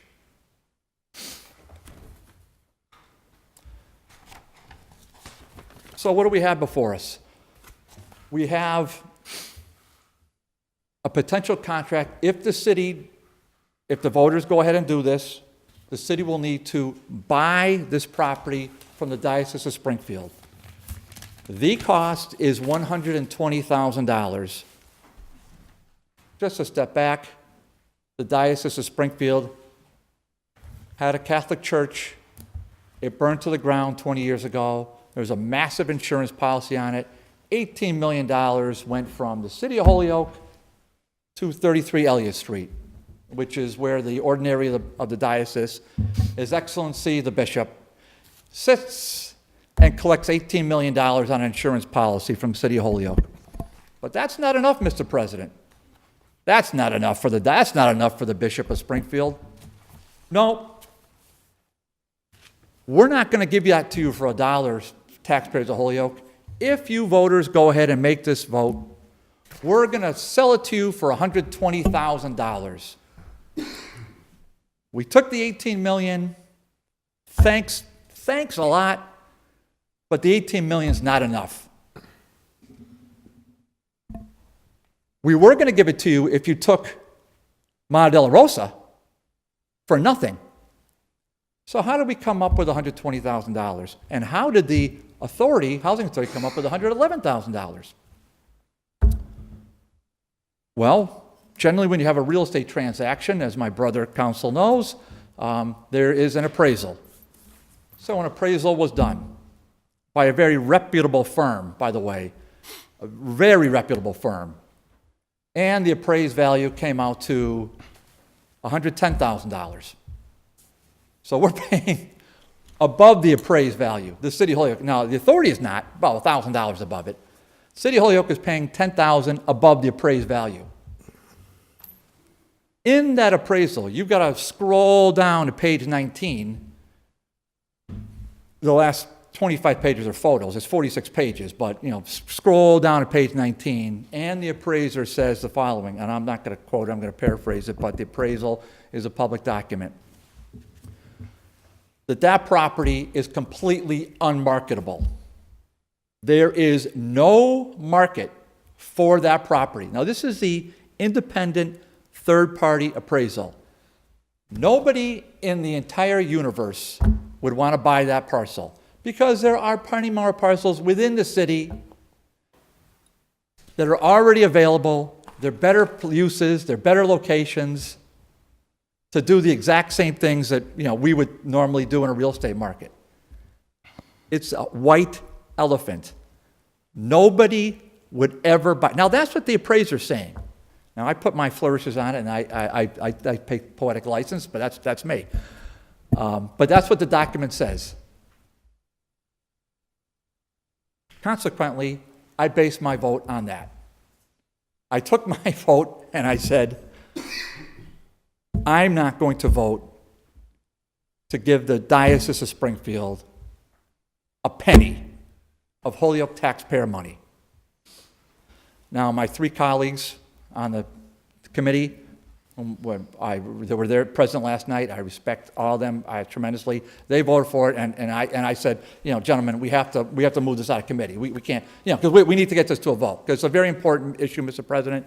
So I suspect this is going to go forward today, and maybe it, you know, maybe it should, maybe it should. I don't think it should, but I see why, because if we don't do it, then the building authority really would look, you know, frown upon the city's proposal to go ahead and bond. And I'm pretty sure that's why the three supporting, you know, went ahead and did. They didn't say that, but I'm pretty sure that's why they did it. But that was my reason for voting against it, Mr. President. And with that, I'll conclude. Thank you. Councilor Lisi. Thank you. I absolutely agree with just about everything that Councilor Bartley said. Our relationship, the city's relationship with the diocese has been strained, and I don't think we ever were given a fair deal or a chance to save Mata Della Rosa because they were always going to be retaining certain rights and privileges to that property. That being said, the fair market value of this property was just stated to be $110,000. So even if we were to take it through eminent domain, we would be paying $110,000 because we have to pay the fair market value. And that's not an easy or friendly process and would probably be litigated. So instead, we're essentially paying $10,000 more than the market value in order to avoid, you know, an unfriendly taking and any sort of like legal cost that would be associated with taking it in an unfriendly manner, such as eminent domain. So to me, I think that, you know, it's an opportunity to have a friendly transaction with the diocese. We are paying roughly fair market value, and if we're paying just a bit more to take it in a friendly manner as opposed to the countless number of $1,000s more to take it in an unfriendly manner, I think that that's worth it. Thank you. Councilor Leahy. I don't, and I disagree with that. I think that August 29th of 1999 was an awful day for the city of Holyoke. I think it was an awful day for the parishioners of this church. I think it was an awful day for the 5 firefighters that had to go to the hospital. I think it was an awful day for the 3.5 acres of land that got burnt. I think it was an awful day for the 12 buildings that got seared by 2 youth that were ages, I think, 12 and 13, that burnt this section down. I'm also flabbergasted that $18 million of insurance money did not stay in Holyoke. I believe, if my memory serves me correctly, $5 million went to Father Lassard and Our Lady Guadalupe, but I can't confirm that. I can confirm that that money was gone. It's gone. It's gone forever. And that's the money that people came and they worked their tails off and they put into a beautiful church similar to MD. And my memory's not that. My memory's pretty long. We were also told got sold a bill of goods that Holyoke Catholic couldn't exist anymore because it was structurally damaged. And yet, there are beautiful condos over there. We were told that MD had to come down. It had to be torn down quickly because the steeple would fall. It will fall. But yet, that was the last piece they took down. So my temperature for this of spending $110,000, $111,000, whatever, I'm not I'm not willing to spend $1 to the diocese for buying this land. I'd be more than happy, in my own opinion, to go to court, take it from eminent domain, use another parcel of land. I'm just sickened by this. Thank you. Counselor Sullivan. Okay. What's before us is not about buying anything at all from the diocese. What's before us is declaring properties we own surplus. All right? We have a big block like this. Look at it, it's divided into 3 pieces. The city owns one piece, the church owns one piece, right? And who owns the third piece? Housing Authority. The Housing Authority. 3 pieces. All right? So we've got 3 pieces. The Housing Authority has agreed to buy it from the diocese. That's not what's before us right now. What's before us is the other piece of the puzzle that's missing, a piece of property that we own to let this thing go forward, to release it. It's that simple. I don't like what they did to us before. I don't like what happened at Mater Dolorosa, but that's not what's before us. We're not putting out tax. We're not voting to spend money here. We're voting to declare 2 parcels that we already own surplus. That's it. As far as no market, the appraiser saying that it has no marketability, it does. We're looking to buy it. Housing Authority is looking to buy it. That's and it's them that's buying it. All right. If the school doesn't go through, that's not part. We're declaring it surplus. If the school doesn't go through, it allows the Housing Authority to continue and build houses there. So it's that simple. We're not spending money. I don't like what happened with the diocese, but that's not what's before us. Counselor Murphy. Yeah, I think Councilor Sullivan pretty much summed it up, but we're basically taking one lot that the city owns on Chestnut and Cabot and one lot on Hampshire and Elm and transferring that to the Housing Authority, declaring them surplus, transferring it to the Housing Authority with also the understanding that the Housing Authority is going to potentially purchase the former Perpetual Help property from the diocese.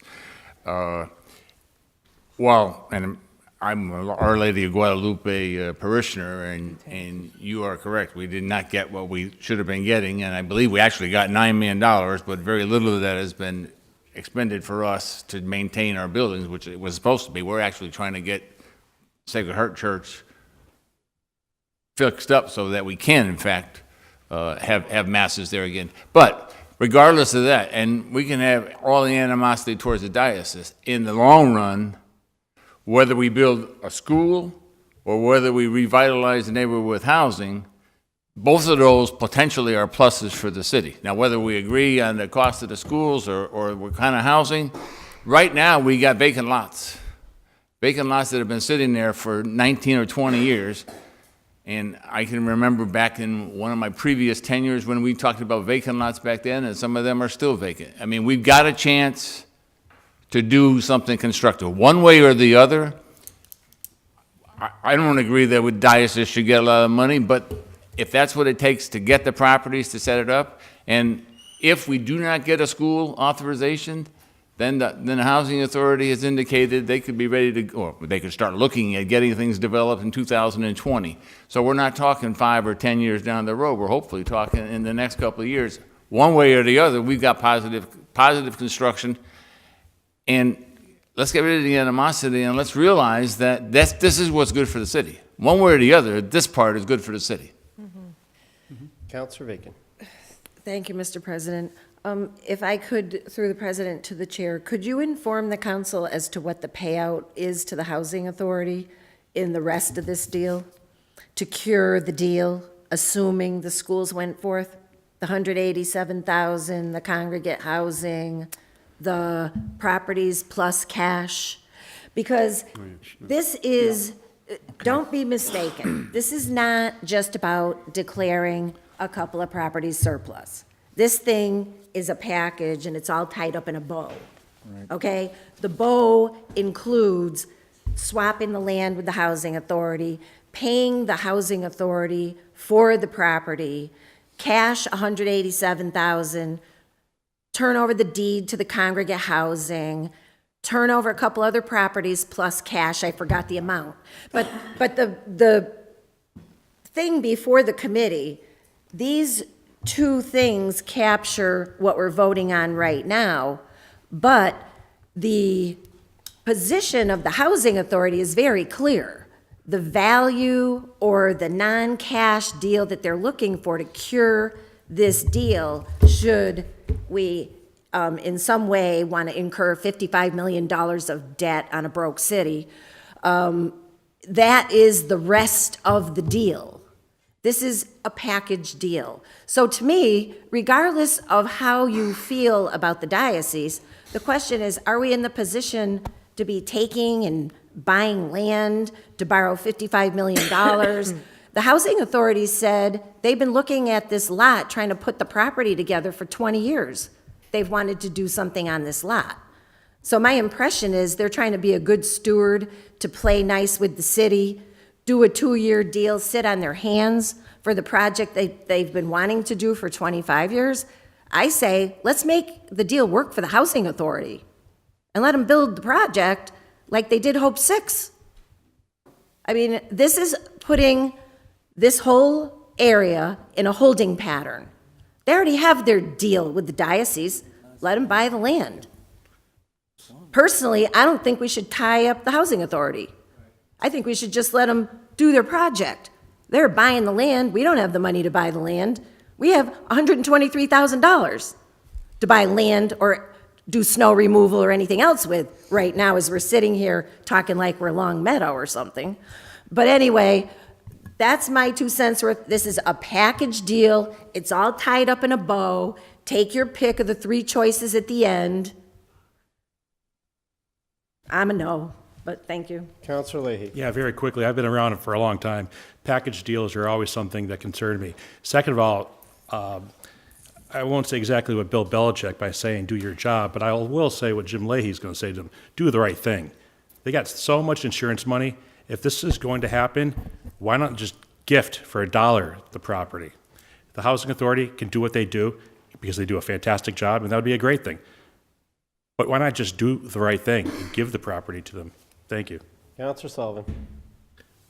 I just don't understand why we're back to talking about spending money. We're declaring vacant pieces of property that we already own. We're not spending any money. We're not spending $120,000. Any part of this package deal, 2 of the 3 options involve no cash either. 3 other vacant pieces of property that have sat vacant for 20 years that the housing authority will take if we go ahead with the school. If we don't, they sit on our hands for another 20 years. So, come on. This is crazy. Counselor McGivern. Mr. President, just a quick question. I suggest, or I hope, although we're taking up the 3 items for discussion, that there'll be 3 separate votes. There has to be 3 separate votes. Okay. On the first request to declare the property surplus, I think that's a no-brainer, and I speak in favor of that. These 2 lots serve no purpose for the city. The original plan for the housing authority was the other lots that they own, which are, if you put your back on Chestnut Street to the Lawrence School, those are up in the upper right-hand corner. And they're complement of the Hope 6 project, where these lots and a number of lots, some of which they did build down, was to build additional property that connected to the Hope 6 profit. The fire brought into a different equation after the church and the school burnt down, and obviously the potential of that land eventually being available for development. But our two parcels, I think, is good faith to declare it surplus and to be able to see if we can work something, with the housing authority that makes sense.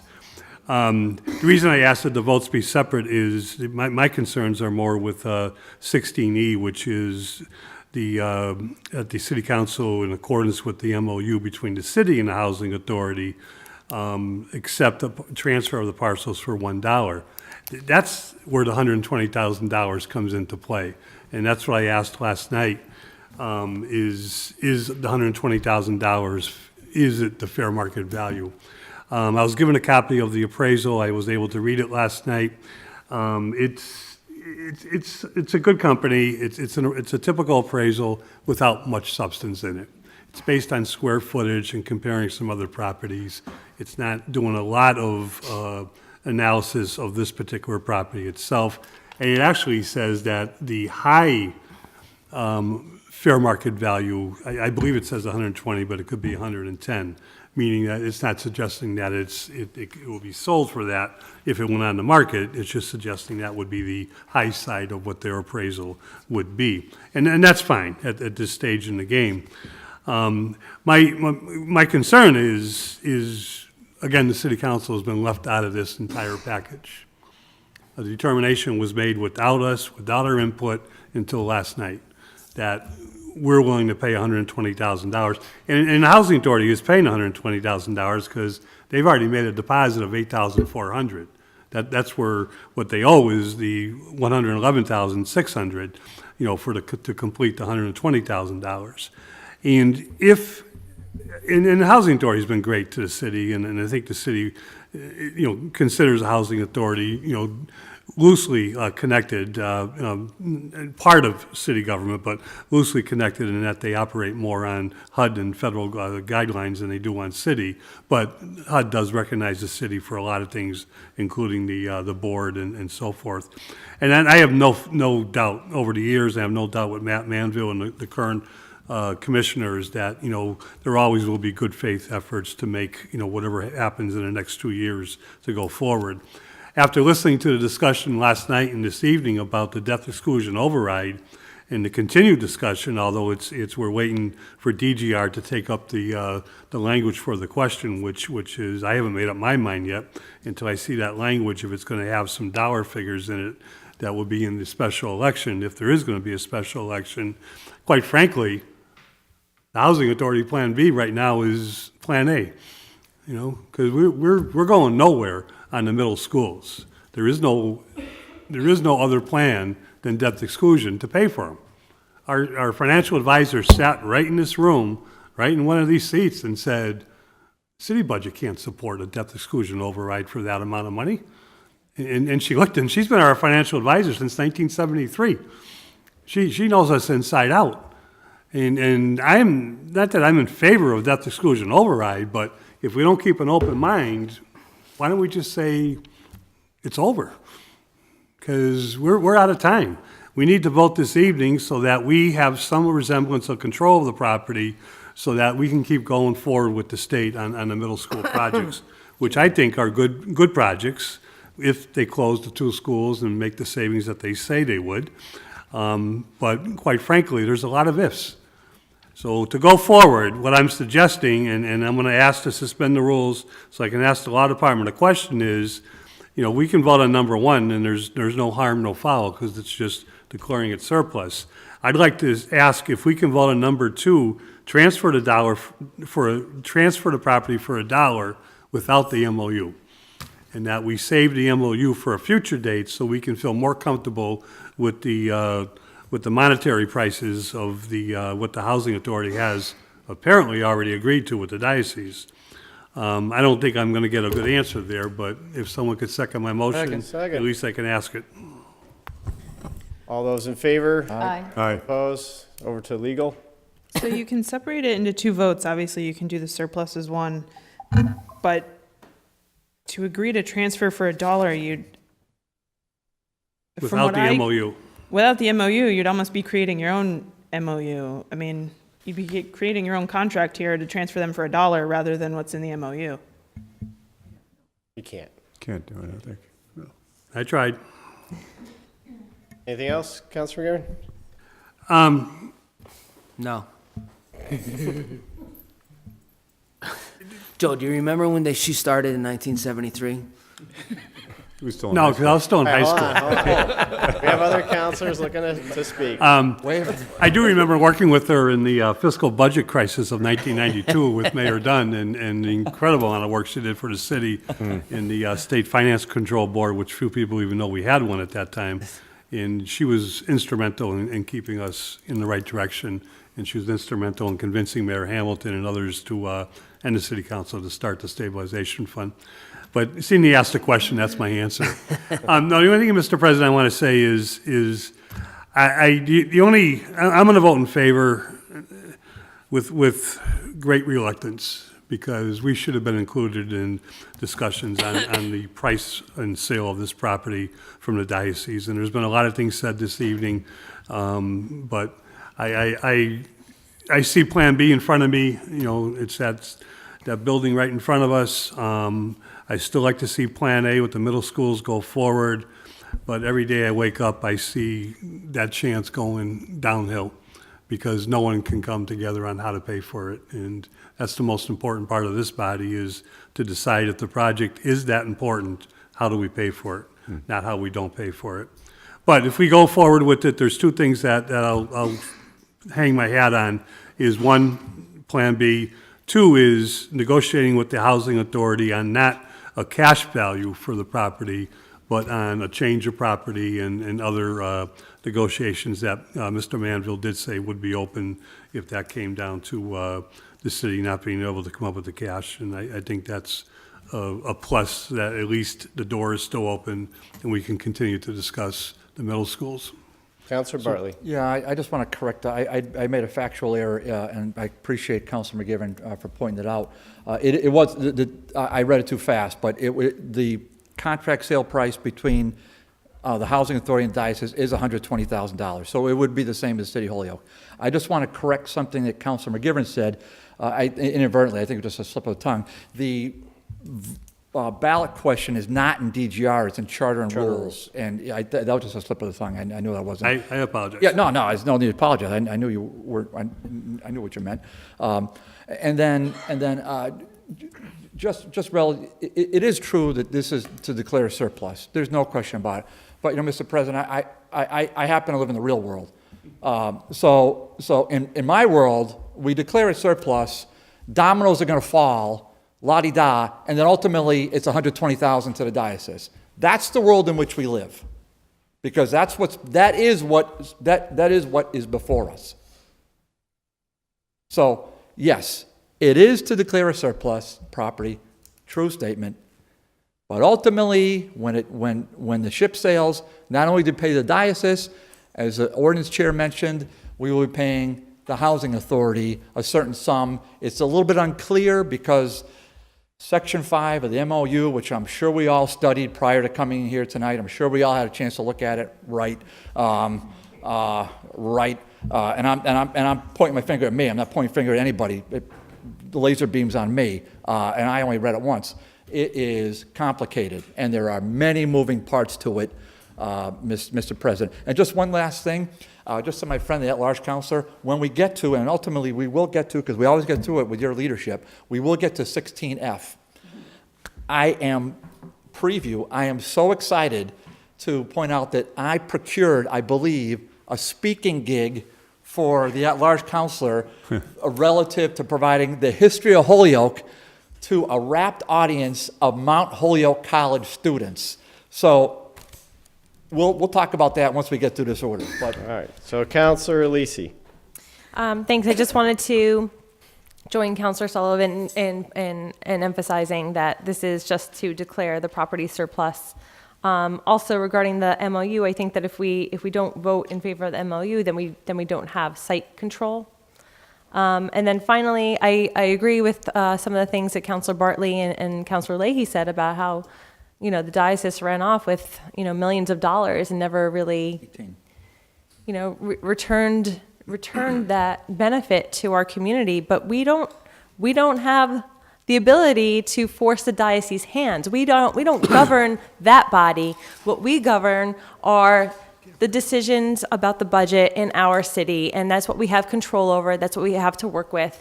And so I think that we need to in my world, that's the reality that I live in, that's what we have control over, and that's what we should be focusing on, as opposed to saying we're not going to take action because someone else should do the right thing. We need to do the right thing. Councilor Anderson Burgos. So I don't know how often you guys drive by there, but I do. I grew up in that area. And so every time I drive by there, all I see is an empty lot full of empty memories. You know, it's just, we're holding things up, and I think we should just move forward. Rip the Band-Aid off. Forget diocese. Just let's start developing our city. We are here for our city. And I know that everybody is stuck on feelings and whatever, but I'm stuck on developing. And that's all I have to say. Counselor Tallman. Yeah, thank you. This is an important decision we have to make. I think it's about the future of our city, and I know it's difficult, and I know a lot of things happened in the past in this property, but this leaves us some options, and I've seen that lot too. I've seen that lot when it was full, when it had buildings on it, had a church, had a school. My youngest daughter went to that school for 9 years, and it was tough when I saw that whole block go down. But now it's a lot that has to be developed. As Councilor Murphy said, there's several lots in the city that are still vacant and that have to have something on them, you know, and this gives us an opportunity, if we don't do the schools, that the housing authority will put something there, you know, put houses there. Matt Mainville mentioned Habitat for Humanity too, and I think right in that area there's a couple houses that they built right across the street from that block recently in the last few years. So it's something that we have to do. We can't think of what happened in the past in the diocese. We have to just take this vote, whatever way it ends, it ends. But I look to the future of the city. This is really a key vote, and I think we should all just leave that option open, no matter whether we believe in a vote, whether we believe in a school, paying for it down the road with tax dollars. And I really do. Being on both committees, saw a lot of this issue being talked about in the last couple of years, being on finance and being on DGNR. And Councilor Vagan did bring up a good point. There is a cost. There's definitely a cost afterwards. If we decide to do the school, that there will have to be something paid to the housing authority. So we have to realize that. But that may be a year or two down the road. But this is something that is key for the future of our city. For the future of what happens, not just in the neighborhood, but in our city in the next few years. It's something that we really have to really deeply think about on what happens here. And I'm very much in favor of declaring these properties surplus and voting on the MOU tonight. And I hope my colleagues really think about this. Counselor Bresnahan. Thank you. I'm going to be brief. I just want to talk about the economic development of the city of Holyoke, or the lack thereof. That vacant lot has been vacant. I saw it burned down. Kate's Kitchen used to be in the building. Perpetual Help. We all went to mass there, or who was here at that time. Where's the economic development? So what happens is they back us into a corner, and they say, this is what, I could care less about the diocese. I could care less about what they owned or how much money they got. None of that bothers me. The fact of the matter is now, we've never marketed the property that we've owned on that parcel. So now we've decided we can raise taxes again on top of the CPA, on top of the sewer tax rate, on top of the property tax rate. Let's build 2 brand new schools, and let's pay somebody else money for property. It's like, where is the economic development? There is no economic development in the city of Holyoke. You try to put a Dunkin' Donuts on Hamden Street, and what do you get? You get 25 meetings, lawyers' fees until the sun comes home. And everybody wants lower taxes, and nobody wants anything in their backyard. That property, Perpetual Help, has been vacant for years and years and years. And what do they want to do? They want to go to the 5,000 people that own property and raise our taxes for whose kids that go to school. And Marcos Moreira's report, he talked about people coming to Holyoke for education. Are you kidding me? The education system is in receivership. Does anybody that has children in the school systems realize that? So what are they coming into droves for? They're coming into droves for higher taxes. The mall has turned into an entertainment center, and they're because they need to make $1. The mall leaves, God help us. But the fact of the matter is that us bowing down to this type of like, oh, you got to do it, City of Holyoke. It's going to be development. We're going to put a school there that you're going to pay for as a homeowner and as a parent. I mean, where are we going? You want to talk about where the kids are going to Hatfield schools? There's about 60 of them going that I know of so far. Hatfield schools would probably be closed down if it wasn't for the children in Holyoke going to that school system. And so we're being threatened to do what we have to do. And what are we going to do? We're going to go back to the taxpayers. People have to remember this when the little CPA taxes come up and all those little taxes, the nickel and dimes, it's only $12. It's only $26 a month. Really? What's it going to be when we override 2.5? How many people are you going to be? You know who's moving into Holyoke? People that don't have children. That's not true. It is true. It absolutely is true. Order. I got the floor. Thank you, Counselor. Enough. Hey, keep it. Thank you. Can we call the question, please? I have a question. Counselor Bacon. I think it's You can say. I have a question. Go ahead.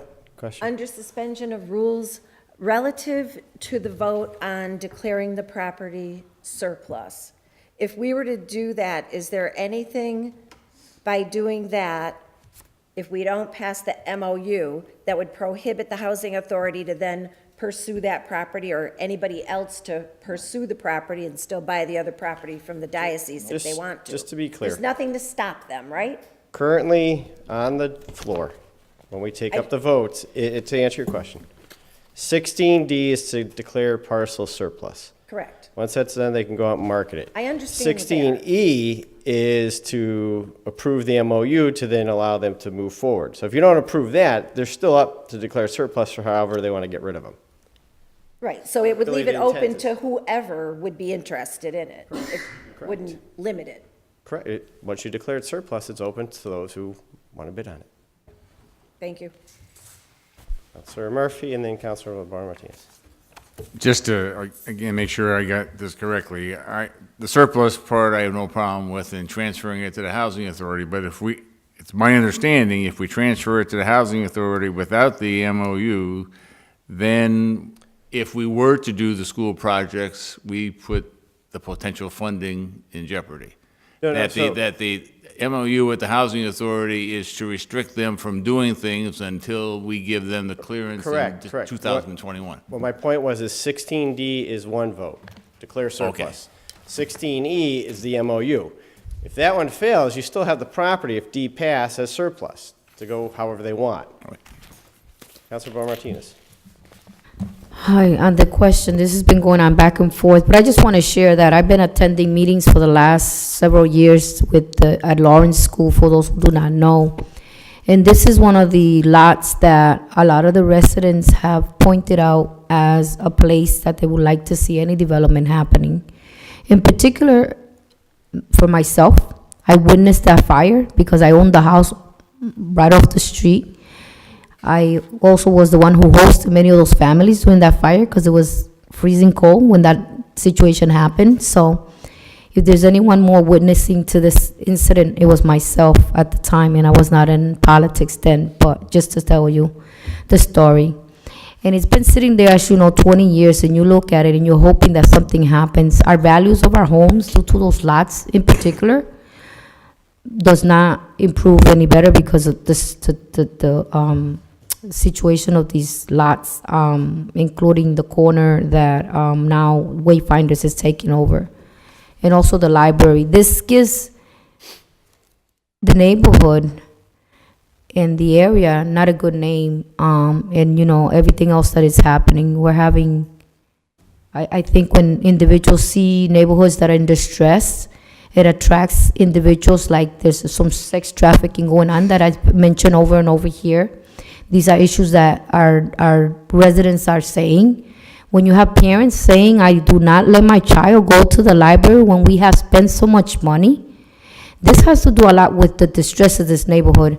And what I like to say is that we need to move on, and I'm quite sure that we've had a great relationship with the Holyoke Housing Authority, and that at one point or another, and we've done it before with them and others, developers in this community or housing organizations, where we trade off lots per lots. and made it happen. So why don't we just move on? The issue of what it has to be done, of obtaining the lot for the moment, dealing with what we got in hand, and then if they cannot develop it, I am not, of course, I'm not in agreement of the tax increasing, but we cannot move on with this movement regardless if it's the school is gonna go there or if it's gonna be the housing authority. But going back and forth, and it's order that it has to do with just taking over the lot, that we just make that decision tonight, because it's been long, and I'm about to leave, so thank you. It's long overdue. So, Counselor Valentin, it is, Time to move the question. yeah, move to the question. Yeah. So, to the question first, so we took them up, just to be clear, we took them up as a package to discuss them. That was 16D, E, and late file A. Therefore, we're going to take them up separately as votes. 16D is the declaring surplus of 255 Chestnut Street and then Ann Elm Street. And that was recommended that be adopted. 3 members had signed off. Therefore, the clerk will call the roll. If you vote yes, you're voting for declaring these parcels surplus. 16D. Anderson Burgos? Yes. Bartley? No. Bresnahan? Yes. Leahy? LeBron Martinez? Yes. Lisi? Yes.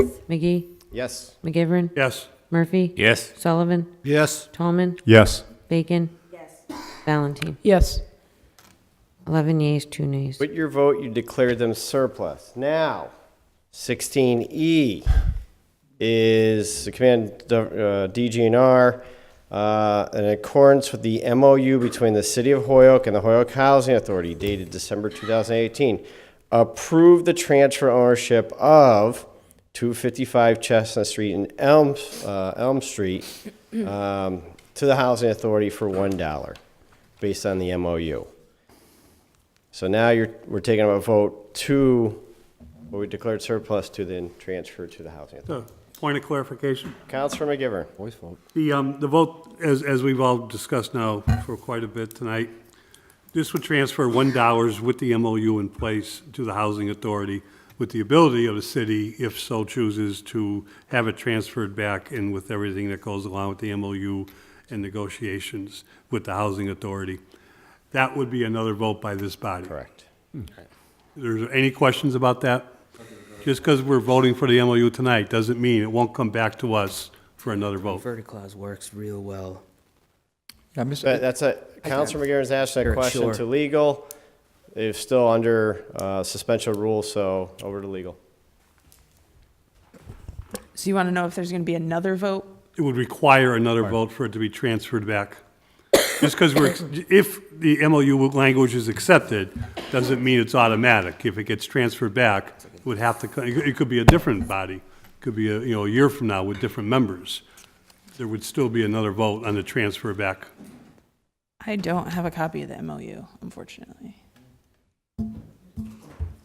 We didn't until it got emailed to us either. And yet we're being asked to do all this, and I just don't have it in front of me. Well, you could. I'm not talking about the MOU, Crystal. I'm talking about procedure. No, I want to make sure that you're not approving a future transfer with the MOU. No, it just creates the have a copy. opportunity. It will come back? Rory's telling me it'll come back. Well, the motion But I'd could like be to to table it Somebody until has we a get. copy, I'd like to see it quick. Got to vote. Do we have a copy here? I don't have a copy.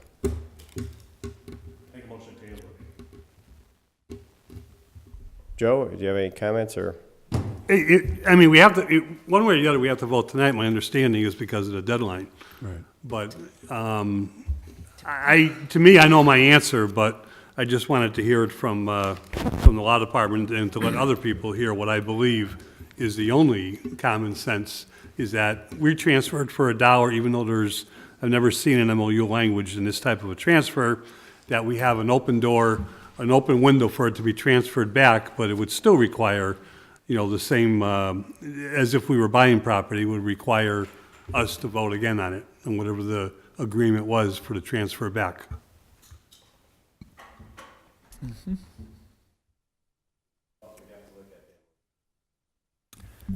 I'll second the motion to table. Motion to table for now and come back once it's looked up. All those in favor? Aye. All those opposed? No. No. Pete voted 3 times. He's voted 3 times. Ayes have it. All right, so we'll move on to 16F, the Committee on DGNR. We just want to get rid of late file A, Todd? What? Let's get rid of late file A. Well, it's tabled with the other one because they're, Okay. we have to, they're All right. kind of together. So 16F, City Council invite in Mount Holyoke College to appear at the DGNR meeting. The ties between our city and the college should be strengthened, so this was complied with? Yeah, complied with. Yeah, motion, receive, and adopt the committee report. Motion is received and under discussion, Councilor Bartley. Yeah, we had a wonderful presentation last night by Alan Bloomgarden. He's a director of, he's a PhD at Mount Holyoke. He's director of community engagement. When I filed the order, I had no idea, but that's why it's just wonderful having these guests come to the city like this. I had no idea just to the extent to which Mount Holyoke is involved already with the city of Holyoke. They provided a really great annual report with, and if we look on the back of it, the community partners, there's a list of 30, and more than half are already partnerships with things that the college is doing already with the city of Holyoke. So it was really a wonderful presentation. As I indicated, they have a Holyoke Bound program annually, and this year's going to be at the college, and I think the date's the 22nd, or it might be the 23rd. I wasn't sure my notes, but it's a chance for Councilor McGivern. I hope to go up and provide a presentation on the history of Holyoke, which I strongly suggested that to Dr. Bloomgarden, and he took a note on that, and then I'm going to follow up with an email and Councilor McGivern's contact info. But it's a wonderful group because you've got Mount Holyoke College students that are, I mean, as I said last night, you go to Mount Holyoke, Mr. President. I mean, it's like going to Harvard. It's the cream of the crop. Yes. I mean, there are no better students. I mean, just at all. I mean, Mount Holyoke College is really the pinnacle of academia in not Massachusetts. I mean, in the whole country, probably the world. So to have that kind of engagement by these kind of these students and these civic leaders and the professors and all that, I mean, I was just so excited to learn it. I didn't even think that was possible. He did raise a couple of red flags going forward, that there's got to be work on getting better transportation for the students from South Hadley back into Holyoke. It's a cost factor, and the PBTA is possibly cutting back, and Mount Holyoke used to have shuttle vans, and they might be cutting back. So that's the problem. They also said a wonderful program where the college provides the students with a stipend every year. Well, every student gets a stipend for one summer, which, several $1,000s. He didn't quantify it, but several $1,000s to work wherever she wants. And we're going to see if we can get more of these students to work in Holyoke. And one of the things he mentioned was an issue with housing. And so we gave him some suggestions last night on how to maybe amend that. So I really appreciate Dr. Bloomgarden and Mount Holyoke College, and that's the committee report. Thank you. Councilor Leahy. Yeah, I wasn't able to make the meeting last night. However, this past summer, I had the day off and I decided to go golfing, and I went up to the golf course, Ledges, and I got matched up with him.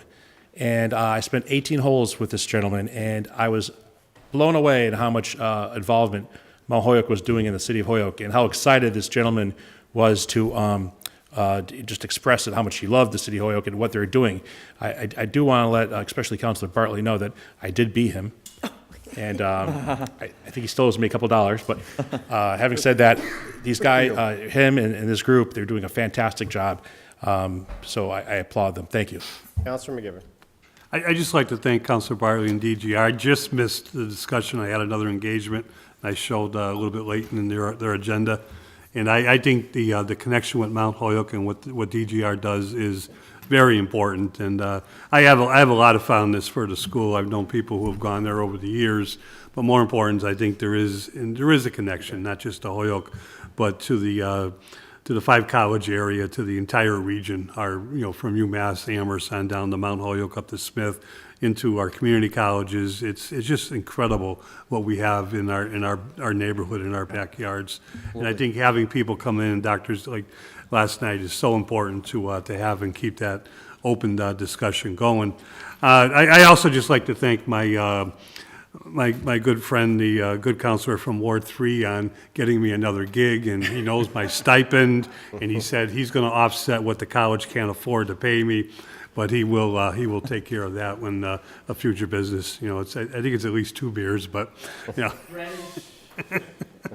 Counselor Tallman. Yeah, just real briefly, it was a great meeting. I really applaud Councilor Bartley for bringing in these different agencies, really learning something from all these people in the area, and the amazing work that Mount Holyoke College does for our community. I did mention to him about trying to get some internships here, and he mentioned the stipend and the problem with transportation and housing. But these students, international students from all over, really can help the city in many ways, and really maybe cut down on some of our expenses, helping in the different departments right here in City Hall. So it was a great night, great meeting. Counselor Murphy. Yeah, just real quick, I've already reached out to Mr. Baumgarten. And, he's already trying to see if he can get some volunteers. I'm running an after-school program at Morgan that he's going to try to get me some volunteers to help with. And I've also asked if he could get me someone to help in the Ward 2 neighborhood in terms of translation, and he's got some people interested in doing that. So, yeah, I would encourage you, if you got anything that you're doing that you want some volunteers that are going to be community active, it seems like it's a positive connection. How about working on a city council campaign? I think not. So the motion. We got a lot of orders from Murphy. Motion that it's been complied with. All those in favor? All opposed? Next is 16G. G. That the Board of Mr. Health. President, can I just ask for a point of order? Yes. When we tabled the MOU piece, were we waiting for legal? All set? Okay, so let's finish G. I'm sure this one will go quick, and then we'll go back to E. Board of Health and Building Department review 15 Shepherd Drive and the concerns about expanding the driveway on the property. A motion that's been complied with? Motion receive and adopt the committee report. Motion to receive and adopt that's been complied with. Our discussion? This was I'm sorry, 15 Shepherd. The building commissioner came in, did a great job, a great presentation. The order really asked for the Board of Health to come in as well, but the building commissioner conferred with the Board of Health, and Board of Health said it's really not its bailiwick, if you will. So the building commissioner indicated that it's a licensed group home, it's a single family home. There were apparently some, I think the ward council looked into it, must have been done on behalf of constituents, that the neighbors were concerned about the changing dynamic. When a group home happens, more people are living there. And so the building commissioner said whatever was done according to city regulations. The only red flag I heard was this is a single family home, and the group home, which, by the way, Holyoke doesn't, we already talked about how Holyoke complies with 40A. So the building commissioner did bring that up, and we have to comply with 40A, and I think Councilor Bresnahan and I, we've said numerous times, Holyoke not only complies with 40A, Holyoke leads the Commonwealth in complying with 40A, with the exception of one town, Aquina, on Martha's Vineyard, and that's only because Aquina, formerly known as Gay Head, by the way, they changed their name.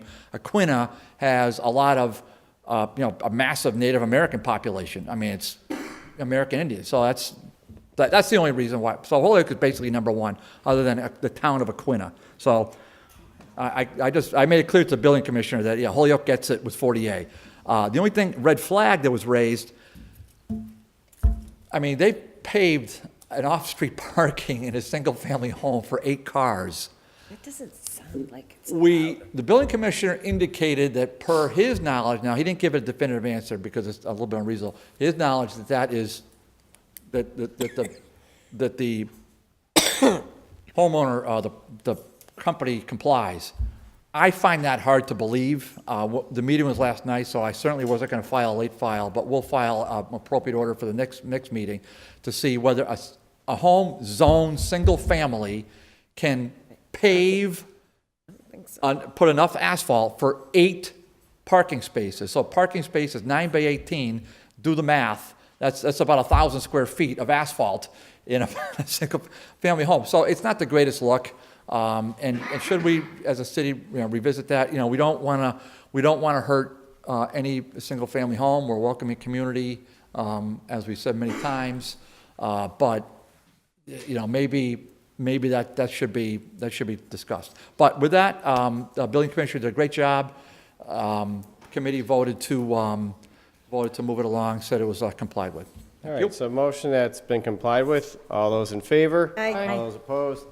Motion would go back to 16E that was tabled and take it off the table. So moved. All those in favor? Aye. All opposed?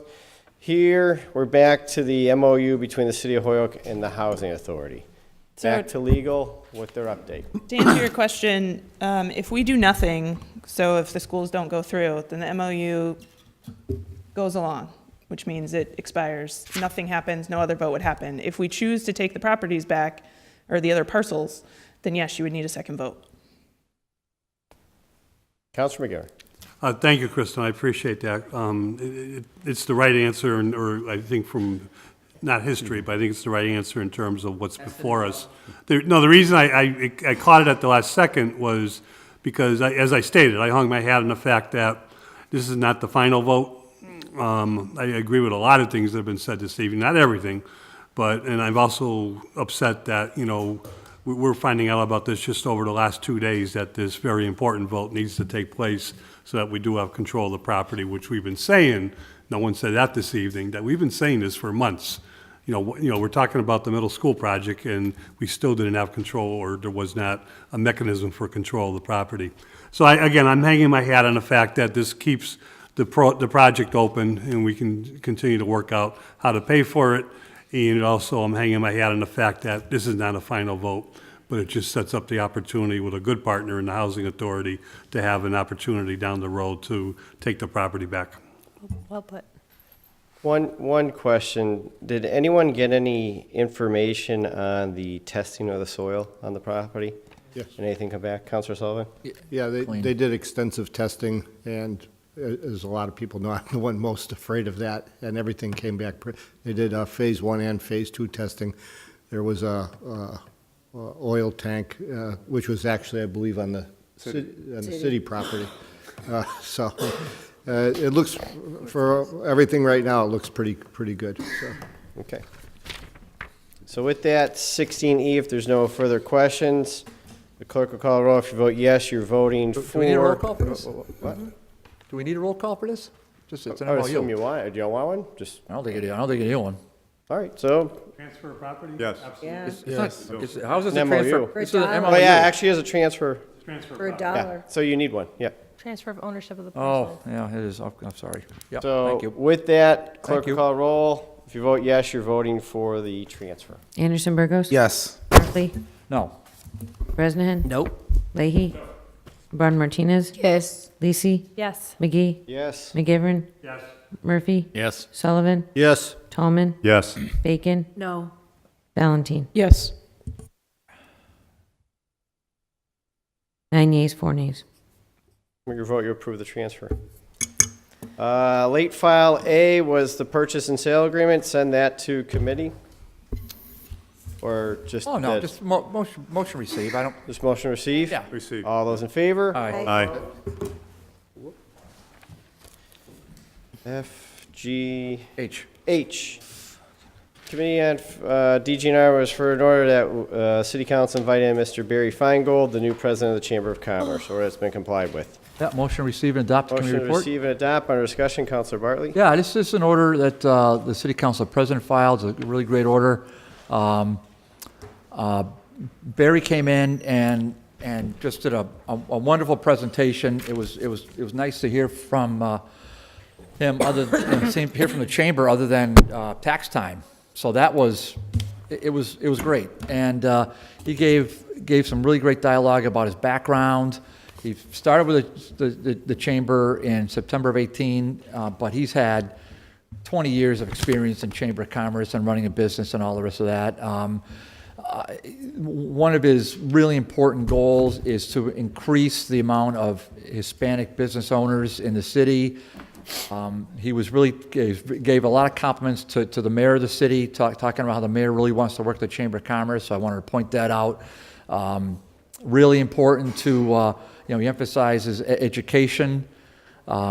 His kids are one's in college and one's about to go to college. So he and his wife are huge advocates for education.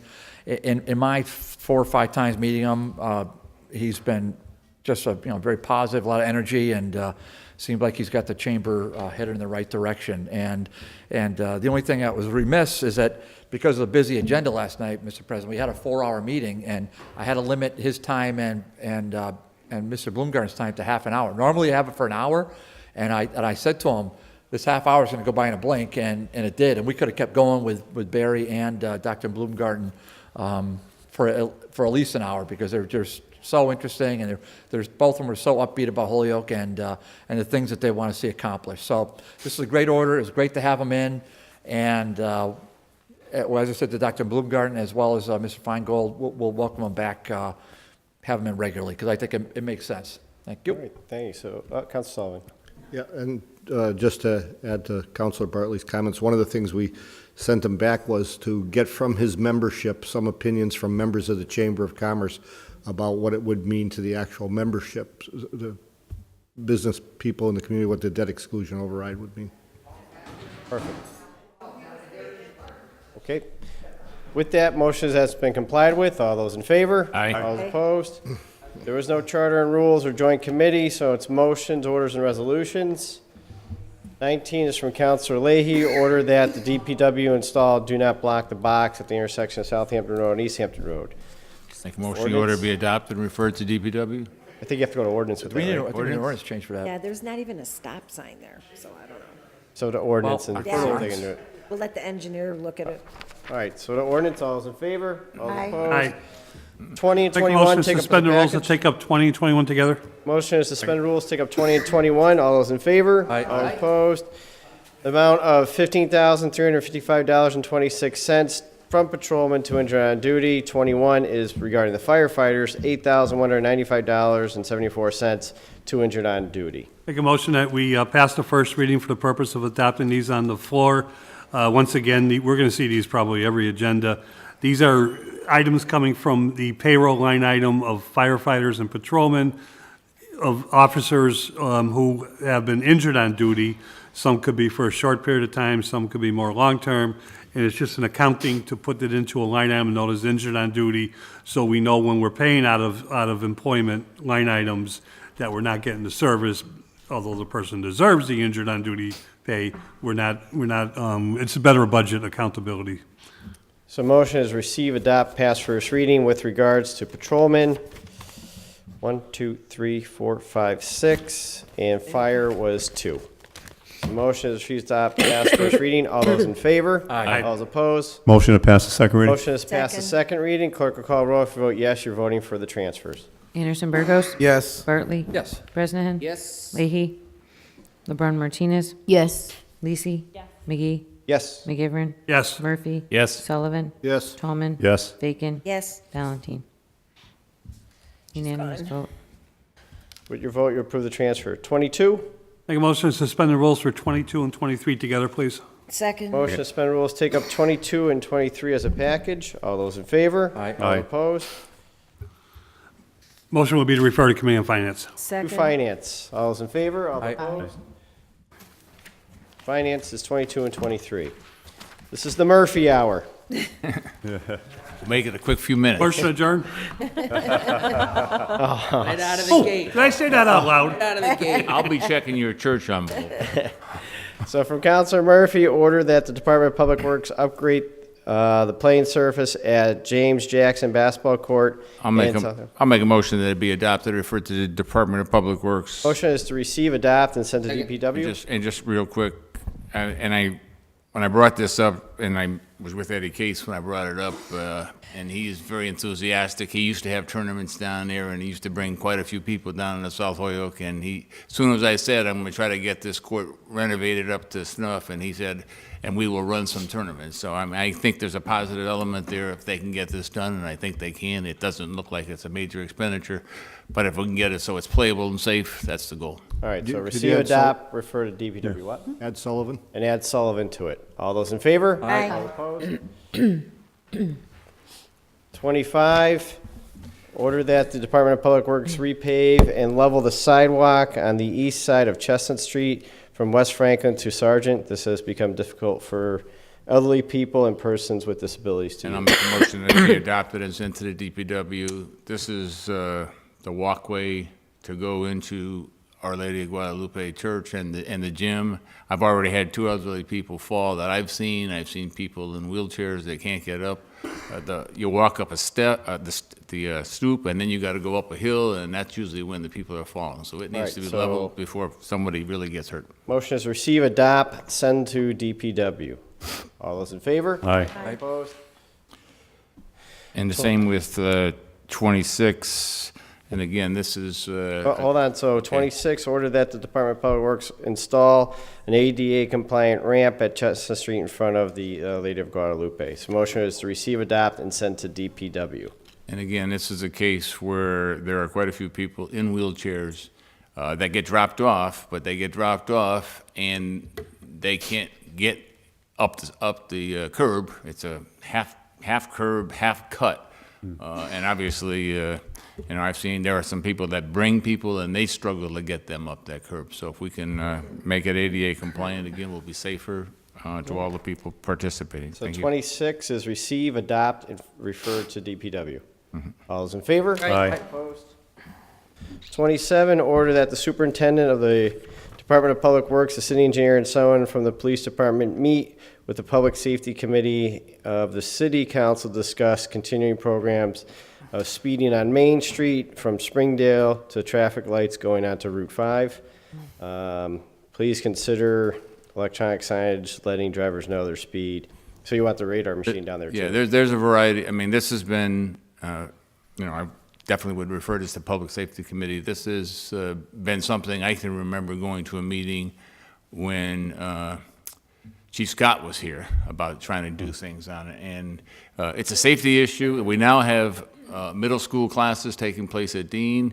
I mean, literally there are people somewhere between 50 and 80 miles an hour, and that's not we've had speed racing there, drag racing there, and the chief of police this time actually suggested to me a few other suggestions. If a hump is not allowed, of putting some of the grooves that they put on highways to provide safety, that would end up slowing people down. And also, if we were to put school zone in when we're in flashing lights at 20 miles an hour, because right now there's nothing there other than a pedestrian sign, and people don't pay attention. Joe, you didn't teach them how to package stuff? So motion is to receive, refer to public safety with a copy to DPW, engineer, and the police department to come in and provide ultimate report as to what to do. Yep.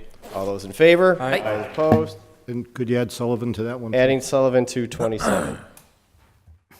28, order that the, I was gonna say Sullivan and. I'm gonna talk more. I was gonna say. and add Sullivan. And Solo, I don't know. At all.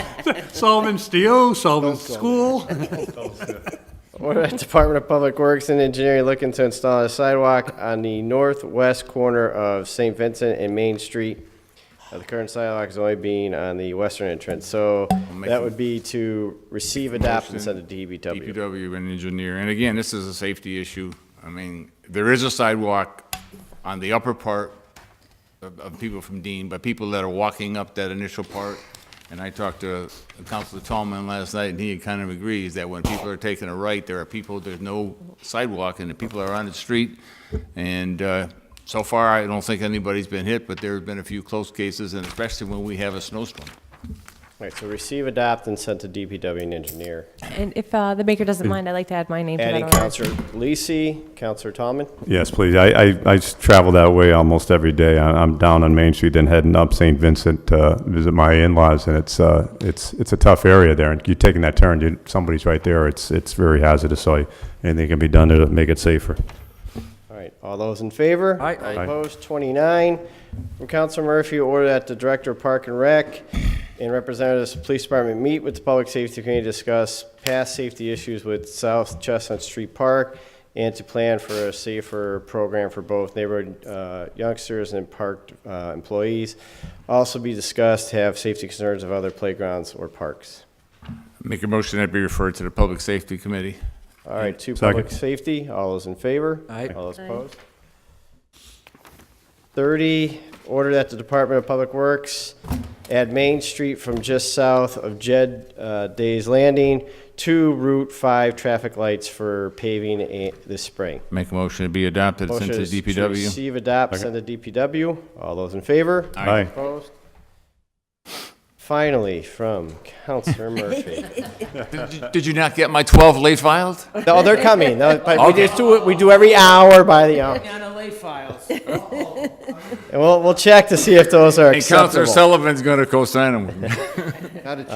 Order that either the Public Safety Committee or Development, DGNR, meet with representatives from Women's Shelters, Campaneras, Western Mass Elder Services, the Police Department and the District Attorney's Office, the Mayor's Office, the School Department, and the staff from offices Representative Vega and Senator Humison discuss issues of domestic violence with the following goals. So you want this to Public Safety?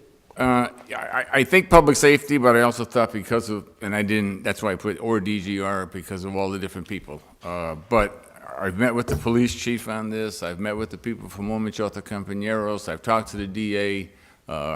Women's Shelter Campaneros is almost on their 40th anniversary. We are still having major problems. The governor has put additional money in, so obviously the hope is that our legislators can provide some additional funding out of that money so that we can do probably increase the shelter capacity, because right now we're at capacity and pretty much are always at capacity. And the other issue is advocacy and counseling. The statistics indicate that a child that comes from a home where there's abuse is much more likely to become either an abuser or an abused. And I mean, there's a lot of work that we need to do, and I would say public safety. I would say Public Safety simply because you've sent a few orders there asking the same departments. I'm going to have a meeting because orders my way. That's because you Right, ordered so it. to Public Safety, all those in favor? Aye. And add Lisi with the maker's permission. Lisi, If I could, real quick, adding Counselor Lisi, and then Counselor McGivern? just real quick, fantastic order, and I just want to recognize, and I think someone, if she was with us, would be very proud of this, is our former alderwoman and city councilor Karen Kavanaugh, who went on to work and direct the Women's Shelter Campaneros for many years. And I think it goes without saying, but any addresses will never be released of any shelters by this body or by any of us. But what I really want to say is, you know, I think the good councilor of Ward 2 who left us has got to be proud of his replacement, because for someone not running in November, he's doing an awful lot of work. I know he's meeting the DA. He's The chief? He's all over the place. And I wasn't a defendant either. Yeah. All right, so 32 from Counselor Bacon, that a no parking sign be placed near the driveway with an arrow towards driveway of 16 Dale Street. Refer to ordinance. To ordinance, all those in favor? Aye. All opposed? 33, the DPW resolve the water issue of water pooling and ice forming at Primrose Road. Receive, adopt, and send to DPW. Motion is receive, adopt, send to DPW. All those in favor? All those opposed? That's how that works, Council Murphy. We usually just refer it right to a committee, and then we can talk about it. 34. I remember a different tradition. That our auditor report to the city council on a quarterly basis on the financial status of the city. So, Receive and refer to finance, and I would suggest that hopefully she could come in March. She thought she'd be ready in March. okay, so motion is to receive and refer to finance, but then send a copy to Cinder. Auditor. And the auditor, Cinder and the auditor. But you want Cinder Yeah, to come in it's, too? it's You our want- auditor I'm looking for. Oh, okay, so just our auditor. Okay, perfect. All those in favor? All those Aye. opposed? 35. From Councilor Valentin, that a handicap sign be placed at 127 Beach Street. Ordinance. To ordinance. All those in favor? Aye. All opposed? Are there any other late files? There are no other late files. Motion is to adjourn. Second. All those in favor? All those Aye. opposed? Very good.